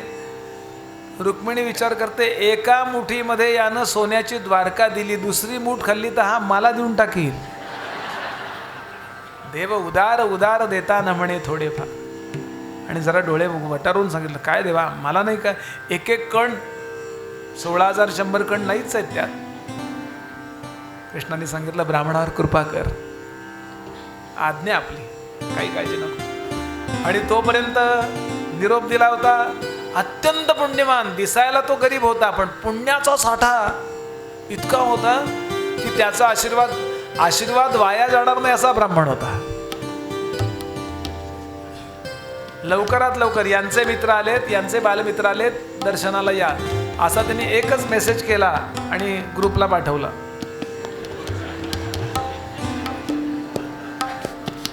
तयार झाले सगळ्या जणी. आणि 16,108 पहिल्यांदा आली हो. पूजा होईपर्यंत हजर ते ओळी नाशे. आणि अतिशय सुंदर कृष्णांची बायको होती ती. एकदम 200 वॅटचा दिवा लावावा असा प्रकाश पडला ती आल्यावर. सुदामदेवानी प्रश्न विचारला, अगदी कृष्णाच्या शेजारी खेटून उभी राहिली म्हणजे कळलं कोण आहे. कृष्णा, देवानाम, सौभाग्यवती तुमच्या, कुठल्या आहेत माहेर वगैरे? कृष्ण म्हणले, पोर्टफोलिओ विचारू नको, पुढचा पितृपक्ष उजाडल, लवकर आशीर्वाद देऊन मोकळा कर. का ते तुला सांगतो नंतर. अष्टपुत्रा सौभाग्यवती भव. एक गेली, दुसरी आली. कृष्णा, 2 लग्न केलीस तू? तुझं काय, तू किती लग्न करू शकतो? अष्टपुत्रा सौभाग्यवती भव. त्यांनी विचार केला, आता 8 पर्यंत बोलायचंच नाही. 8 लग्न करायला शास्त्रानंच परवानगी दिली आहे. 9वी आल्यावर यांनी विचार केला, ह्या कोण शेजारच्या आहेत का? शेजारच्या नाही, घरातल्याच आहेत. कृष्णा, काय आशीर्वाद दे, मोकळा कर. अष्टपुत्रा सौभाग्यवती, अष्टपुत्रा सौभाग्यवती. कृष्णा, काय चेष्टा लावली आहेस? 8 तू नंतर बोलू, बघ 8 वाजले, 8:15 होत, 8:05 झाले, लवकर बोल, आशीर्वाद दे. अष्टपुत्रा सौभाग्यवती, अष्टपुत्रा सौभाग्यवती, अष्टपुत्रा सौभाग्यवती, अष्टपुत्रा सौभाग्यवती. अहो 500 झाल्या, ह्याच्या तोंडाला कोरड पडली हो. 5 माळा झाल्या किंवा श्रीराम जय राम जय रामच्या. बरं, आल्यापासनं सगळा रडण्यात वेळ गेलाय. आल्यापासनं पाणी विचारलं नाही, काही कोल्ड्रिंक्स विचारलं नाही, नुसतं रडणं ते सोपच करत वेळ चाललाय. तोंडाला कोरड पडली. शेवटी आणि त्यातला भव कट करून टाकला. भव त्यातला कट केला. अष्टपुत्रा सौभाग्यवती भव नाही, अष्टपुत्रा सौभाग्यवती, अष्टपुत्रा सौभाग्यवती. अरे 1000 झाल्या, आता किती थट्टा लावल्यासारखं. फक्त अष्टपुत्रा, अष्टपुत्रा. कृष्णा, अरे ते ध्यानाला बसताना ती कोबडी असते आहे का, आहे ना, म्हणली इकडं का, असं करून हात दुखायला लागला. एकदा 16,108 वेळा असं करून बघा, पूजेला बसलात की. शेवटी असं कुबडी ती अशी लावली आणि अष्टपुत्रा सौभाग्य, अष्टपुत्रा, अष्टपुत्रा. अहो तेही म्हणून तोंड दुखायला लागलं. आता अष्ट आणि शेवटचे 6,000 फक्त पण कृष्णाला माहिती आहे की या नुसतं म्हणून असा हात केला तरी ते अष्टपुत्रा सौभाग्यवती भवच आहे. एवढा माझा पुण्यवान आहे मित्र की त्याचा आशीर्वाद वाया जाणार नाही. तोपर्यंत रुक्मिणी देवी तयार झाल्या आणि आल्या आणि एकदम त्या आल्यावर 1000 कॅन्डल पॉवरचा दिवा असताना मोठा उघडा प्रकाश पडला. हो, रुक्मिणी देवी होत्या, मगाशी होत्या त्या बाजूला, पण आता तयार होऊन अगदी व्यवस्थित पदर बिदर घेऊन नमस्काराला जेव्हा आल्या, कृष्णा अरे हिची तरी ओळख करून दे, एकीची तरी, काय तेज आहे, कोण आहे त्या? असं म्हणल्यावर कृष्ण बाजूला झाले, बलराम भैया तिथं आले आणि त्याने ओळख करून दिली. रमणी पद्मनाभस्य रुक्मिणी पापहारिणी अस्य पुण्य प्रतापेन कृष्णस्य परमोदयः. सुदाम दादा, ही आमच्या कृष्णाची रमणी आहे. बरं, हिच्या इथं येण्यानं कृष्णाचा परमोदय झाला. सगळ्या कृष्णाने लक्षात ठेवा, आपली रुक्मिणी आहे म्हणून आपण आहोत. मी गंमत नाही करत आहे. पुण्याई पत्नीची पतीच्या पाठीशी काम करते, हे वाक्य लक्षात ठेवा. खरंच आहे बरं. आणि असं छान ओळख करून दिली. आणि आता कृष्ण म्हणाले, सुदाम दादा तुला भूक लागली असेल, आत्ता मुद्द्याचं बोलला, पण तू ब्राह्मण, त्यातून प्रवासातून आलेला, आंघोळ झाल्याशिवाय, संध्या केल्याशिवाय तू कसा जेवशील? हे पुढचं बोलायची गरज होती काही? बरं बोललं की तर आंघोळीला गेलं पाहिजे, म्हणून त्याला आंघोळीला नेलं. बाथरूम म्हणजे हे जे आहे ना कार्यालय, त्याच्या अर्ध बाथरूम होतं. आपलं बाथरूम आठवू नका, आपलं काही आठवण्यासारखं नसतं. कसले माणसं राहतात. एवढंसं बाथरूम गोल वळता येत नाही हो. आंघोळ करताना असं करून टॉवेलनी पाठ पुसायला लागली, वरनं निरम्याचा पुढा टाळक्यात पडतो. इतके नळ बाहेर आलेले असतात, कुठला नळ सोडल्यावर कुठनं पाणी येईल सांगता येत नाही. त्यात काही लोकांचं वॉशिंग मशीन तिथे असतं, त्या वॉशिंग मशीनच्या पायाखालनं गांडूळं बाहेर डोकावत असतात. काय म्हणताय बुवा?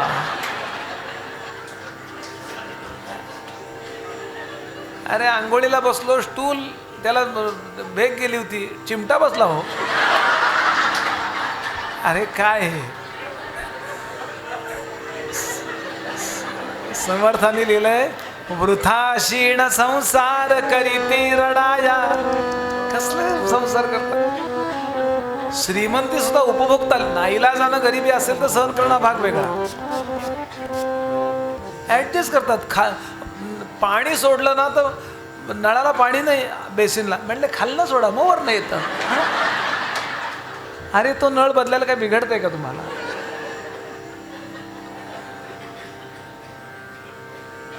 हो, सोन्याचं गंगालय वेगळं, थंड पाणी, चांदीचं गंगालय, रूम टेम्परेचरचं पाणी, पितळेचं गंगालय, कोमट पाणी, तांब्याचं गंगालय, कडकडीत पाणी, सगळ्यामध्ये रत्नखचित तांबे ठेवलेले. मग्गे नव्हते असे उचललं की असं.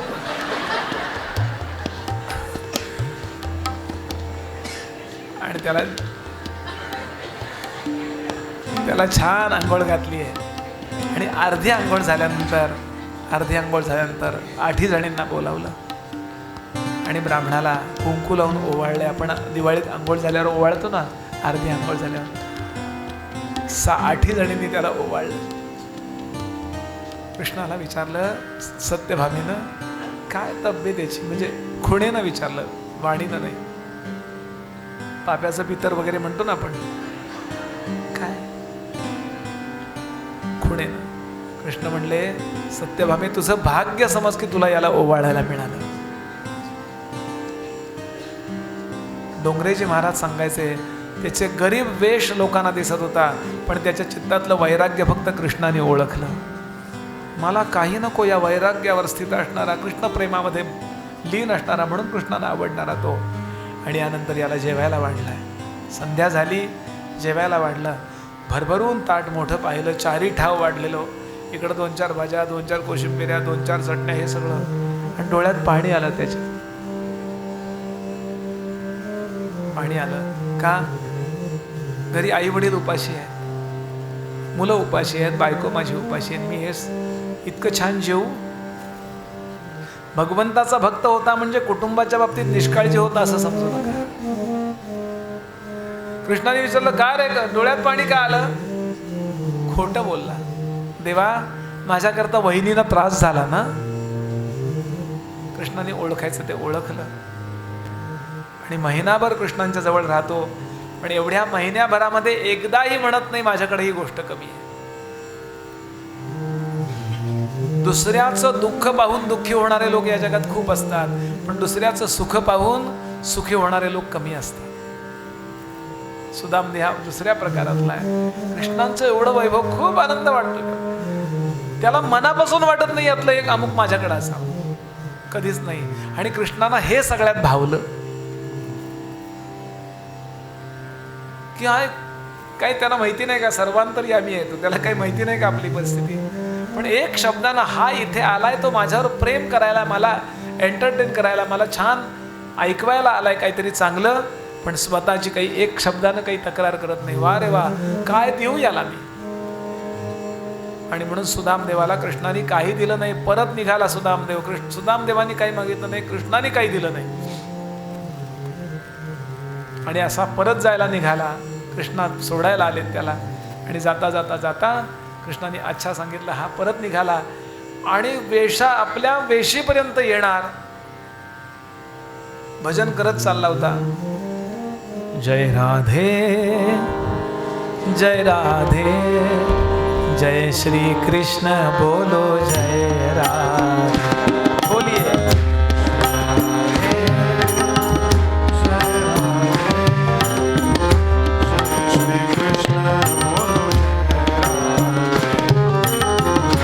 जय राधे जय राधे जय श्री कृष्ण बोलो जय राधे.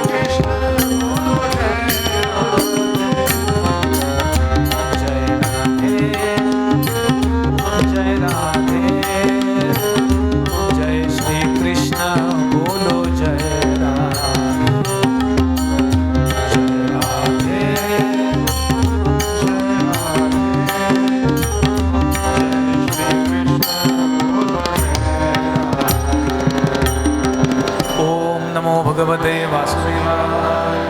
ओम नमो भगवते वासुदेवाय. ओम नमो भगवते वासुदेवाय. सुखदेव सांगतात सुदामदेवानं विचार केला दिवसा जायला नको, पण दिवसा गेलो ना गावात की लोक विचारतील कृष्णाने काय दिलं. गेला होतात म्हणे. खेडेगावात एखादी बातमी पटकन पसरते. रात्री जाऊया. माझी निंदा केली तर मी कोण दगड्या म्हटणे, पण माझ्या देवाची निंदा नाही मला आवडणार. म्हणून मध्यरात्री निघाला. मध्यरात्री जायचं ठरवलं, पण तोपर्यंत गावाचा इतका विकास, स्मार्ट सिटी म्हणतो ना आपण हल्ली, प्रत्येकाला घोरदार, जमीन जुमला, बायका पोरं, बँक बॅलन्स, सगळे श्रीमंत झाले होते. आणि सगळ्यांना कळलं होतं सुदामदेवानी आपल्याला दिलं, सुदामदेवानी आपल्याकरता मंजूर करून आणलं, सुदामदेवाला पण निवडून दिलं डोंबिवलीत. म्हणजे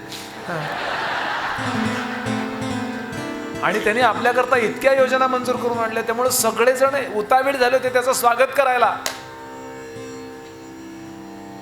पण एक जण म्हणले बघा, तो स्वागताचा उतावळा नाहीये, त्याला सन्मान मान काही आवडत नाही. प्रतिष्ठा सुकरी विष्ठा गौरवम शुद्ध रौरवम म्हटलंय. अजिबात तो येणार नाही ते सगळे पुरस्कार घ्यायला.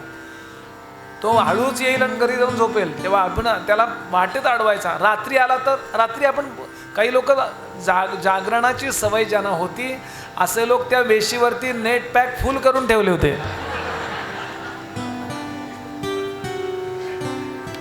लांबनं येताना दिसला की आम्हाला बातमी द्या, आम्ही त्याचं स्वागत करणार. आणि असे सगळेजण स्वागताला उत्सुक आहेत. प्रत्येकाचं प्रेम आहे, कारण त्यांना कळलं की अरे हा काही बोलला नाही पण याचं आमच्यावर किती प्रेम आहे. आणि काही लोक धावत आले, आला सुदामदेव आला, जंगलात येऊन थांबलाय. लगेच त्यांनी स्वागताची तयारी केली, पालखीत तयार केली, त्याला गोंड्याची फुलं बिलं लावली, डोक्यावर बत्त्या वगैरे घेतल्या, म्हणजे ते प्रकाश व्यवस्था. आणि लेझिम ढोल ताशे धंदड तत्तड तत्तड धंदड धंदड तत्तड तत्तड असे निघाले. आता सुदामदेव गावात प्रवेश करणार इतक्यात ते पालखी पाहिली. रात्री 12 वाजता कोणाची पालखी निघते. सुदामदेव घाबरला नाही, कारण गायत्री करणारा होता, त्याला काय घाबरायचं कारण आहे. पण त्यांनी सगळ्यांचे पाय पाहिले, कारण त्यांचे उलटे असतात असं म्हणतात. अहो सगळ्यांचे सरळ. आणि ओळखलं, हा मक्या हा विक्या हे ओळखलं. आणि ते सगळे त्याच्याकडेच येत होते हो, कारण त्याला पालखीत बसवायचा होता. आता तो बाजूला सरकतोय, अजून त्याच्याकडे आले, अजून बाजूला सरक. इतक्यात एकानं हाक मारली त्यातल्या, सरकार सरकार. त्याला सरकार मधला शेवटचा र कधी ऐकून माहीतच नव्हता. हॅलो सारख्या माहिती होतं. तो म्हणला आता खाली पडीन मी हो. नाही महाराज, आमचा एक गरीब प्रतिनिधी आम्ही कृष्णाकडे पाठवला आणि त्यांनी आमच्याकरता एवढं सगळं मंजूर करून आणलं.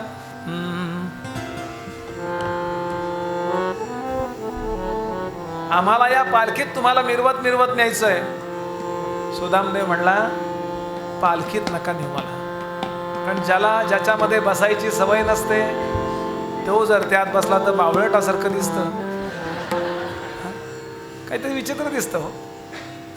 ते बरोबर दिसलं पाहिजे की नाही, काहीतरी प्रपोर्शनेट पाहिजे की नाही. मी नेहमी याला उदाहरण देतो. हल्ली त्या नवीन बाईक आल्यात बघा, पुढची सीट अगदी खाली आणि मागची सीट अशी असते बघा, आठवत आहे का? आणि ते नवरा बायको दोघं निघाले. हल्ली बायको बऱ्याचदा अशीच असते आणि ती नवरा पुढं असा खाली असतो. ते विक्रम वेताळ असं वाटतं हो. भयंकर दिसतं काहीतरी ते. तेव्हा मला त्यात बसायला जमणार नाही म्हणला. मी आपला चालत येतो आणि निघाला हो.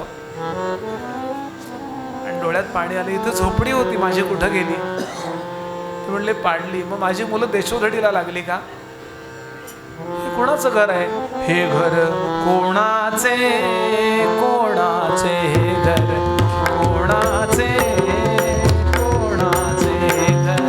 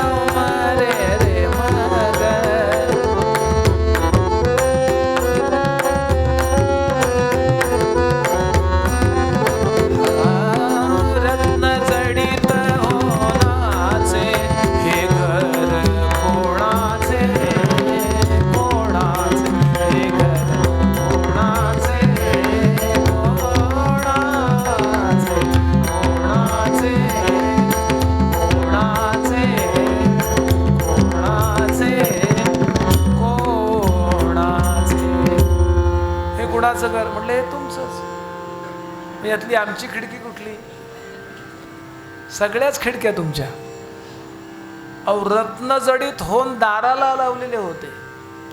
होऊन सोन्याचे, त्याला रत्न जडवलेले, ते दाराला चौकटीला. आणि दारात रथ उभा होता कृष्णांसारखाच. आणि इतक्यामध्ये पहाटेची वेळ झाली, 3-3:30 झाले. आवरून तिला कळलंय बायकोला, त्याच्या सुदामदेवाची पत्नी अगदी रुक्मिणी देवींसारखाच शालू नेसून, नऊवारी कद शालू आणि समोर असा पडदा, तो डोळ्यासमोर असा, आणि रुक्मिणी देवींसारखेच कपडे. याला वाटलं रुक्मिणी देवी आल्या, आई साहेब म्हणून तिने साष्टांग नमस्कार घातला. म्हणले मी आई साहेब नाही, मी बाई साहेब आहे.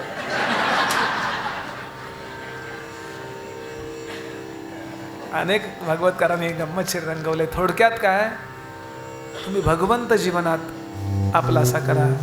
खऱ्या अर्थानं तो जीवनातलं दारिद्र्य संपवतो. लौकिक दृष्टीनं माणसं श्रीमंत असतात, पण अंतःकरणामध्ये ती श्रीमंत नसतात. अंतःकरणाची श्रीमंती भगवंत देतो. सुदामदेवाला लक्षात आलं की भगवंताची देण्याची पद्धत कशी आहे. तो देतो, पण मी दिला असं कधी कळू देत नाही. देखी तो फार सुंदर दोहा आहे, कबीरांचा दोहा आहे. खुदा तेरे दरबार में अजब जलवागिरी देखी, खुदा तेरे दरबार में अजब जलवागिरी देखी, देते किसी को न देखा लेकिन सबकी झोली भरी देखी. लक्षात ठेवाल, या भागवतामध्ये आपण सगळेजण समर्पित आहात. आपण इतक्या लांबून येत आहे, बसायला जागा मिळो न मिळो बसताय प्रत्येक जण. आयोजक आहेतच, पण प्रत्येकजण काही ना काही डिव्होटी म्हणतात तसं डिव्होशन या भागवतामध्ये केलं आहे. या भागवताबद्दल बोलतो. प्रत्येक कथा आहेच आहे, पण आपल्या प्रत्येकाला भगवान गोपाळकृष्ण काही ना काही देणार आहेत या वाक्यावर विश्वास ठेवा. आपण जर श्रद्धेनं केली असेल तर वक्ता असेल, साथीदार असेल, स्पीकरवाले असतील, सगळ्या लोकांनी लक्षात ठेवा, भगवंत काही ना काही देईल. कधी देईल मला माहीत नाही. तो तुम्हाला देईल का, मुलाला देईल का, मुलीला मला माहीत नाही. आरोग्य देईल का, संपत्ती देईल का, आध्यात्मिक प्रगती देईल मला माहीत नाही, पण वाया जात नाही याच्यावर विश्वास ठेवा. काही कथांमध्ये वर्णन आहे की सुदामदेव पुन्हा भेटायला गेला तेव्हा घरात भरपूर होतं ना, ते सोन्याचे पोहे करून घेऊन गेला. सोन्याचे पोहे. कृष्ण इतके रागावले, अरे सोन्याचे पोहे खायला उपयोगी आहेत का? सुदामदेव म्हटलं मी मागितलं नव्हतं, कशाला दिलं, त्यातलेच आणले, घ्या रा. अशा कल्पना आहेत यात. असो, या सुदामदेवाच्या कथेनंतर थांबू नये म्हणून सुरेख अशी कथा आहे ग्रहण पर्वकालाची कथा. ग्रहण पर्वकाल त्याचा उल्लेख मी परवा केला होता. उण्यापुऱ्या 100 वर्षांनी गोकुळवासियांची भेट जेव्हा झाली आहे, ती कुणाशी झाली तर या गोकुळवासियांची झाली. तेव्हा कृष्णाने प्रश्न विचारला आहे यशोदेला, आई काही पाहिजे का तुला? यशोदा म्हणाली, होय पाहिजे. इतके दिवस मी जिवंत राहिले याचं कारण, कृष्णा तू परत येतो म्हणाला होतास ना, तू येशील आणि मी जिवंत नाही राहिले म्हणजे माझा शब्द स्वागताला मी असेन असं म्हणले होते. मी जिवंत राहिले नसते तर तुझं स्वागत कोण करणार, म्हणून मी तग धरून जिवंत राहिले. पण आता तुझी भेट झाली आहे, आता कधी मला मरण आलं तर चालेल, जेव्हा मरण येईल तेव्हा मला दर्शन देशील, एवढी इच्छा माझी पूर्ण कर. इतना तो करना स्वामी जब प्राण तन से निकले. माझ्या मुखामध्ये नाम असावं, माझी मान माझ्या पतिराजांच्या नंदबाबांच्या मांडीवरती असावी आणि माझ्यासमोर तू उभा असावास, अशी माझी इच्छा आहे. पीतांबरी कसी हो छबी मन में जो बसी हो, होठों पे कुछ हंसी हो, जब प्राण तन से निकले तब वक्त जल्दी आना, नहीं शाम भूल जाना, राधे को साथ लाना, जब प्राण तन से निकले. येशील? शिव गंगा जी का तट हो, जमुना का बंशी बट हो, मोरा सावरा निकट हो, जब प्राण तन से निकले. आणि एकदम यशोदा सावध होते आणि बोलते, देवा माझा स्वार्थ वाटत नसेल तर ये, नाही तर नाही आलास तरी चालेल. बरं, एक भक्त की है अर्जी, खुद गर्ज की है गर्जी, आगे तुम्हारी मर्जी, जब प्राण तन से निकले. परिपक्व भक्ती कशाला म्हणतात? सगळं जीवन न्युछावर केलंय कृष्णावर, आणि तरी जमलं तर ये. बरं, मी स्वार्थी असा विचार करू नकोस, जमलं तर ये, नाही तर नको. काय ही सुंदर कथा शुकदेव सांगतात. राजन, यानंतर देवकी मातेला एक अंतःकरणात जखम झालेली होती, ती म्हणजे तिच्या डोळ्यासमोर 6 पुत्र आपटून मारून टाकले होते कंसाने. बाकी तर ती खूप आनंदात होती, पण जे आठवणीची जखम होती. कृष्ण म्हणले, आई मी बघतो सगळं चांगलं आहे तरी तू थोडी खिन्न असतेस. हो म्हणाले, रे कृष्णा तुझे भाऊ असे असे. म्हटलं आणून देऊ का तुला? कृष्ण जातात आणि ती 6 मुलं आणून देतात त्याच बाळाच्या रूपात, आणि ती 6 बाळं देवकीच्या मांडीवरती खेळताना जेव्हा पाहिली तेव्हा देवकी, अलौकिक आहे हे सगळं. कारण आता वय किती झालं होतं काय, कृष्ण तेव्हा जवळपास 100 वर्षाचे होते, आणि ते बाळं मात्र लहान. कारण ते क्लीन करायचं होतं, डोक्यातलं स्वच्छ करायचं होतं. आणि भगवंतानी जेव्हा त्यांना अर्पण केलं तेव्हा अंतःकरणावरची ती जखम स्वच्छ झाली. आणि सांगितलं, कृष्णा आता पुढं काय आज्ञा आहे? काही नाही, ती बाळं अदृश्य करू का? कारण त्यांना सद्गती मिळणं महत्त्वाचं आहे. आणि त्या क्षणाला कृष्णाने त्या 6 बाळांना अदृश्य केलं. अशी कथा इथे थोडंसं वेगळीच कथा आहे, पण आहे इथे कथा भागवतामध्ये. यानंतर सुभद्रा हरणाची कथा. सुभद्रा हरणानंतर वेदस्तुती 87वा अध्याय, अतिशय सुंदर अध्याय. आणि त्यानंतर भृगूंची कथा 90व्या अध्यायामध्ये असलेली कृष्णांची सगळी कथा संक्षेपानं पुन्हा एकदा येते. आणि हा 10वा स्कंध समाप्त होतो. 11व्या स्कंदाच्या सुरुवातीला यादवांच्या घराण्याला दुर्वासांचा शाप झाला, कारण उन्मत्तपणा खूप केला या यादवांनी. आणि कृष्ण वास्तविक हा शाप निवृत्त करायला समर्थ होते, पण शिक्षा झालीच पाहिजे यांना, पण हे चुकलेले आहेत, या न्यायाचे होते. आणि म्हणून कृष्णाने तो निवृत्त केला नाही, स्वतःही घेतलाय. कारण एक बाण कृष्णांच्या पायाला लागला त्यातला. पण हा अध्याय पहिला आहे. आणि एकदम 31व्या अध्यायामध्ये कृष्णाने आपला देह अर्पण केला, म्हणजे देह डिझॉल्व केला आकाशामध्ये. पण मध्ये अतिशय सुरेख अध्याय आहेत. या अध्यायांच्या मध्ये नारद वसुदेवांची भेट आणि नारदांनी नवयोगेश्वरांचा जो संवाद सांगितला आहे. कवी, हरी, अंतरिक्ष, प्रबुद्ध, पिप्पलायन, आविर्होत्र, द्रुमिल, चमस आणि करभाजन या 9 जणांनी निमी नावाच्या राजाला, नेपाळचा राजा निमी, आजचं नेपाळ, याला केलेला अतिशय सुंदर उपदेश आहे. 9 प्रश्न विचारलेत. पहिला प्रश्न, खरा भगवत भक्त कुठला? परब्रह्मतत्व म्हणजे काय? माया म्हणजे काय? माया तरुण कशी जायचं? सद्गुरू कशाला म्हणतात? युगानुक्रम सांगा. अभक्तांची गती काय होते? देवधर्म न मानणाऱ्यांचं काय होतं आणि त्यांचं न ऐकणाऱ्यांचं. आणि या पद्धतीनं 9 जणांनी 9 उत्तरं दिली. त्यानंतर स्वतः उद्धवानी कृष्णांच्या चरणी नतमस्तक होऊन काही प्रश्न विचारले. इथे कृष्णाने उद्धव गीता सांगितली आहे. आणि उद्धव गीतेच्या अंतर्गत अवधूत गीता म्हणजे भगवान दत्तात्रेयांनी यदूना केलेला उपदेश. दत्तात्रेयांनी आपले 24 गुरु सांगितलेत. 24 गुरु कोणकोणते आहेत? पृथ्वी, वायू, जल, आकाश, अग्नी, चंद्र, सूर्य, कपोत, अजगर, समुद्र, भ्रम, पतंग म्हणजे पाखरू, भ्रमर, हत्ती, मधमाशी, हरिण, पाण्यातला मासा, पिंगला नावाची वेश्या, जिचं लग्न ठरायला आली अशी कुमारी, लोहार, त्यानंतर एक सर्प, स्पायडर म्हणजे कोळी, आणि कुंभारीण माशी. या 24 जणांनी दत्तात्रेयांना काय बोध केला यांच्या खूप सविस्तर कथा आहेत. असं आहे की कुणाकडेही आपल्याला काहीतरी गुरु म्हणून देतच असतो तो. प्रत्येक जण आपल्याला काही शिकवत असतो. ओवी आहे भागवतातली एकनाथांच्या की जो जो जयाचा घेतला गुण तो तो म्या गुरु केला जाणं. फार सुंदर आहे ही अवधूत गीता बरं. आणि यानंतर बंधमोक्षांची कृष्णाने केलेली व्याख्या. शुकदेव आणि वामदेव हे मुक्त कसे आहेत ही श्रुती. विद्या आणि अविद्या यातला फरक. वैदिक आणि तांत्रिक दीक्षा म्हणजे काय? प्रतिमा पूजेचं विधान काय आहे हे भागवतातल्या 11व्या अध्यायात येतं. सत्संगाचा महिमा वारंवार येतो. या 12व्या अध्यायात सत्संगाचा महिमा आलाय. त्रिगुणांची लक्षणं कुठली? त्रिगुण म्हणजे काय आणि त्रिगुण आपल्याला कसे गुरफटवतात?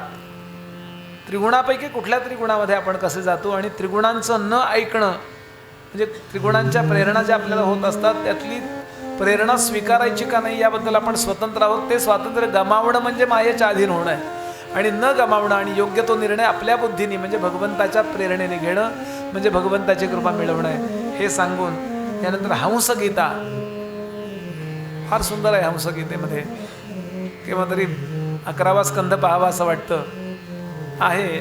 मध्यंतरी मी काही वर्षापूर्वी चिकोडी नावाचं गाव जे कर्नाटकामध्ये आहे, चिकोडीच्या जवळ तेरदाळ नावाचं एक गाव आहे. तिथे भगवान दत्तात्रेयांचं मंदिर आहे. खूप जुनं मंदिर आहे जिथे ब्रह्मानंद महाराज भागवत सांगायचे. ब्रह्मानंद महाराज ज्या भागवतावरून भागवत सांगायचे ते भागवत ठेवलेलं आहे तिथे. मला मध्यंतरी त्या लोकांनी फक्त 11वा स्कंध सांगायला बोलवलं होतं. आणि रोज सकाळी 3 तास संध्याकाळी 3 तास असे आम्ही 5 दिवस बसलो. आणि तो 11वा स्कंद मला आधी मुख्य ते भागवत डोक्यावर घ्यायला मिळालं ज्याला ब्रह्मानंद महाराजांचा हात लागलाय. हे सगळ्यात भाग्य. आणि फक्त 11वा स्कंद म्हणजे थोडक्यात एकनाथी भागवत. मी जवळपास 5 तास नाही 5 सख एवढे तास मी सांगितलं म्हणजे तिथं झालं सांगणं. आणि मला वाटतं ते यूट्यूबवर अपलोड केलं आहे त्या गोंदवलेकर महाराजांच्या भक्तांनी, किंवा कोणाकडूनही ऐका. 11वा स्कंद ऐका. 11वा स्कंद हे भगवंताचं ललाट सांगितलं आहे बरं का. 10वा स्कंद भगवंताचं हृदय आहे. असं फार सुंदर आहे 11वा स्कंद. सगळा वेदांत जो आहे तो या 11व्या स्कंधात आहे. आणि यानंतर 12वा स्कंद सुरू होतो. पुढं काय काय घडेल याचं भविष्य त्याने दिलंय व्यासाने, की राजे लोक कसे असतील, अमुक कसे असतील, आणि लोक यज्ञाच्या नावाखाली इतकी हिंसा करतील म्हणून भगवान एक अवतार घेतील. यज्ञ करू नका सांगायला, तो बुद्ध अवतार असेल. पण त्याचा रिव्हर्स इफेक्ट होईल आणि माणसं अजिबातच यज्ञ बंद करतील आणि मग इतके अराजक माजेल, संतांचं महात्म्य कमी होईल, संन्याशी लोकांना ठार मारलं जाईल असं वर्णन आहे. संन्याशी लोकांना रस्त्यावर नग्न केलं जाईल, वारांगणांची पूजा होईल, मांजरा एवढी माणसं होतील. कलियुगाचं वर्णन. आणि भगवान पुन्हा येतील, ते कल्की भगवान की जय. कलंकी अवतार धारण करून प्रभू येतील आणि नंतर पुन्हा सत्ययुग सुरू होईल हे सांगून शुकदेव सांगतात, राजा काही तुला इच्छा आहे का? नदीच्या पलीकडे तक्षक नावाचा महाभयंकर सर्प आलेला आहे. कधी येऊ शकतो तो, पण मी इथे असेपर्यंत त्याला तक्षकाला तक्षकपणा आठवणार नाही माझ्या उपस्थितीमुळे. तेवढ्या वेळात तुला काही विचारायचं असलं विचारून घे. तुझी काही इच्छा आहे? तो म्हणला, होय महाराज, एक इच्छा आहे. काय इच्छा आहे? तुमची पाद्यपूजा करायची इच्छा आहे. का? तुमच्यामुळं मला मोक्ष मिळतोय ना. ज्या संगतीने विराग झाला मनोदरींचा, जडभास केला, साक्षात परात्मा मज भेटविला. साक्षात परात्मा मज भेटविला, विसरू कसा मी गुरुपादुकाला. माझी काही सेवा नाही झाली महाराज तुमची, काही मला सेवनही न झाले, तथापि देणे मज उद्धरिले. आता तरी प्राण अर्पिन मी त्याला, विसरू कसा मी गुरुपादुकाला. शुकदेवांना काय पाहिजे होतं पूजेतलं? छान पाद्यपूजा शुकदेवांची त्यानं केली. शुकदेवाने ते सगळं असं बाजूला करून टाकलं. राजाचं आसन स्वतः झटकलं, उत्तरेकडं मुख करून त्याला बसवलं आणि मस्तकावर हात ठेवला. एक प्रकारची शक्तिपात दीक्षा त्याला दिली आणि सांगितलं, लक्षात ठेव, अंतर्मुख हो. तू गंभीर सुधा समुद्राससी, येणे न जाणे तुला. सत्ता ही अवघी तुझीच परितू, सर्वाहुनी आगळा. नाना विकार दुःख शोक नसता, का दैन्य वाणे जिणे. ब्रह्मानंद अगाध चिन्मय सुधा, साम्राज्य हे भोगणे.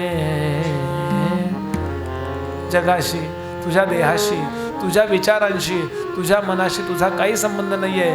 या सगळ्यात थोड्या वेळापुरता तू आलायस, तू वेगळा आहेस. ध्यान कर. आणि या 7 दिवसाच्या भागवताच्या प्रयोगाचा परिणाम क्षणार्धात त्याचं ध्यान लागलं. एकदम आतल्यात. मरावं कसं यांच्याकरता ज्ञानोबांची ओवी आहे. झाकले घटीचा दिवा. एक दिवा लावला, वारा लागू नये म्हणून मोठी टोपली त्याच्यावर ठेवली. आतला दिवा कधी गेला, तेल संपून कळेल का बाहेरच्याला?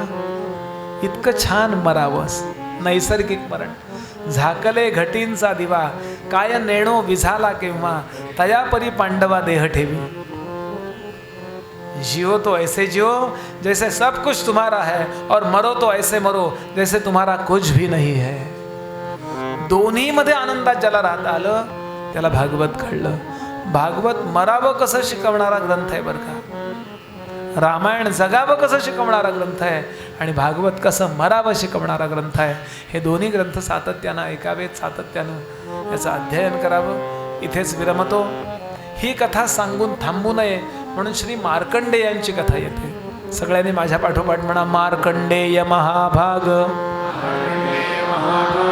सप्तकल्पांत जीवनम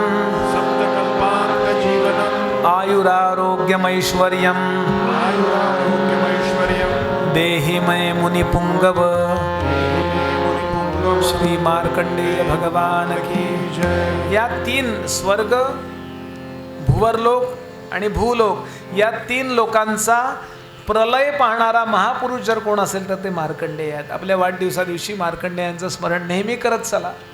मार्कंडेय पूजा करा. सत्यनारायण पूजेसारखी छोटी पूजा आहे हां, बरं का. म्हणून मार्कंडेयांचं स्मरण. आणि मार्कंडेयांना जे दर्शन झालं त्या दर्शनाचा फोटो यजमानाने सगळ्यांना भेट म्हणून छापला आहे. म्हणजे ज्यांना भेट दिला तो आहे ना, तो कुठला आहे तर जेव्हा विश्व नाहीसं झालं आणि आकाशही नव्हतं, म्हणजे कल्पना करा, आणि असं काहीतरी वेगळंच पाण्यासारखं होतं, त्याला नार म्हणायचं. नार म्हणजे असं फ्युएल जर धड वॉटर नाही आणि धड गॅस फॉर्ममध्ये नाही, असं निळसर रंगाचं, आणि त्याच्यावरती एक पानाचा आकार आहे आणि त्याच्यावरती भगवंत म्हणजे बाळकृष्ण झोपलेत, बाळविष्णू झोपलेत. कसे? आपल्या हाताने आपल्याच पायाचा अंगठा आपल्याच तोंडामध्ये घेतलाय. का म्हणले? ते म्हणले लोक मला नमस्कार करतात, पायावर डोकं ठेवतात, असं काय विशेष पायात आहे माझं मी पाहतोय म्हणले. काय सुंदर आहे ना चित्राचं हे.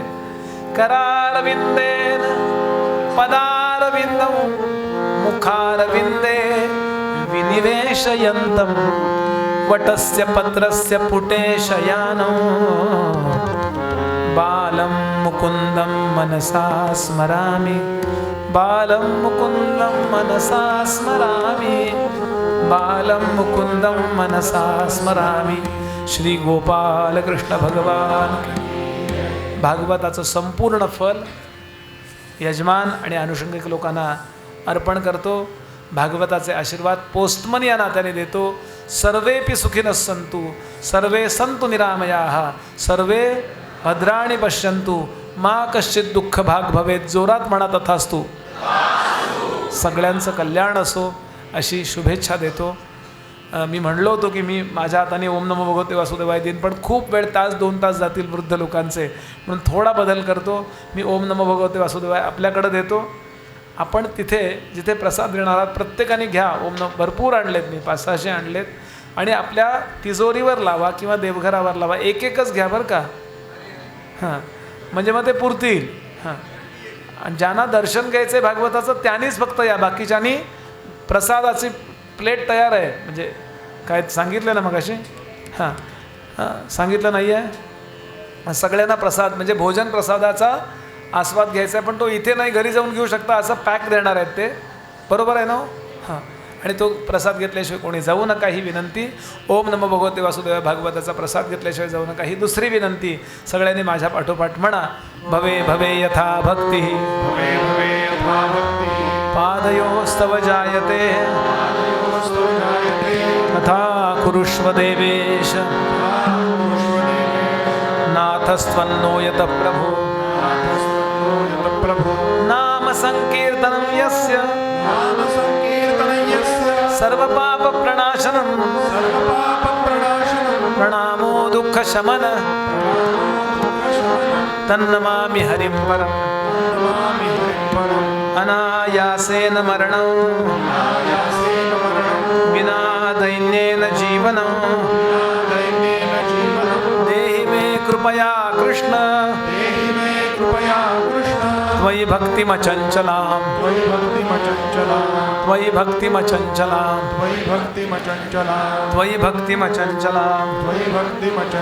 भागवताची पूजा यजमान करतील, मग आरती होईल आणि मग आपली जागा सोडायची. तत्पूर्वी महत्त्वाचं, परमादरणीय विद्याताई परवा बोलल्या होत्या की शिवमहापुराण पुढच्या महिन्यामध्ये आहे, आपण संपर्कात राहा, जमलं तर या.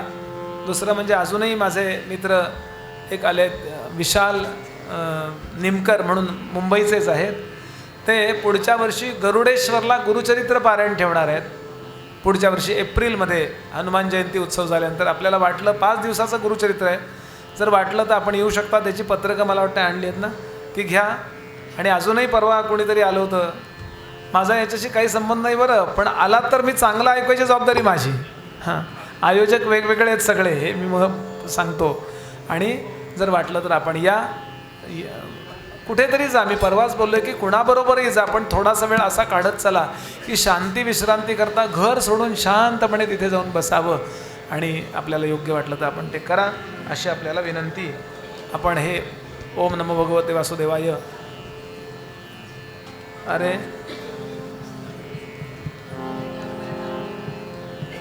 जवळपास 400 आहेत हे.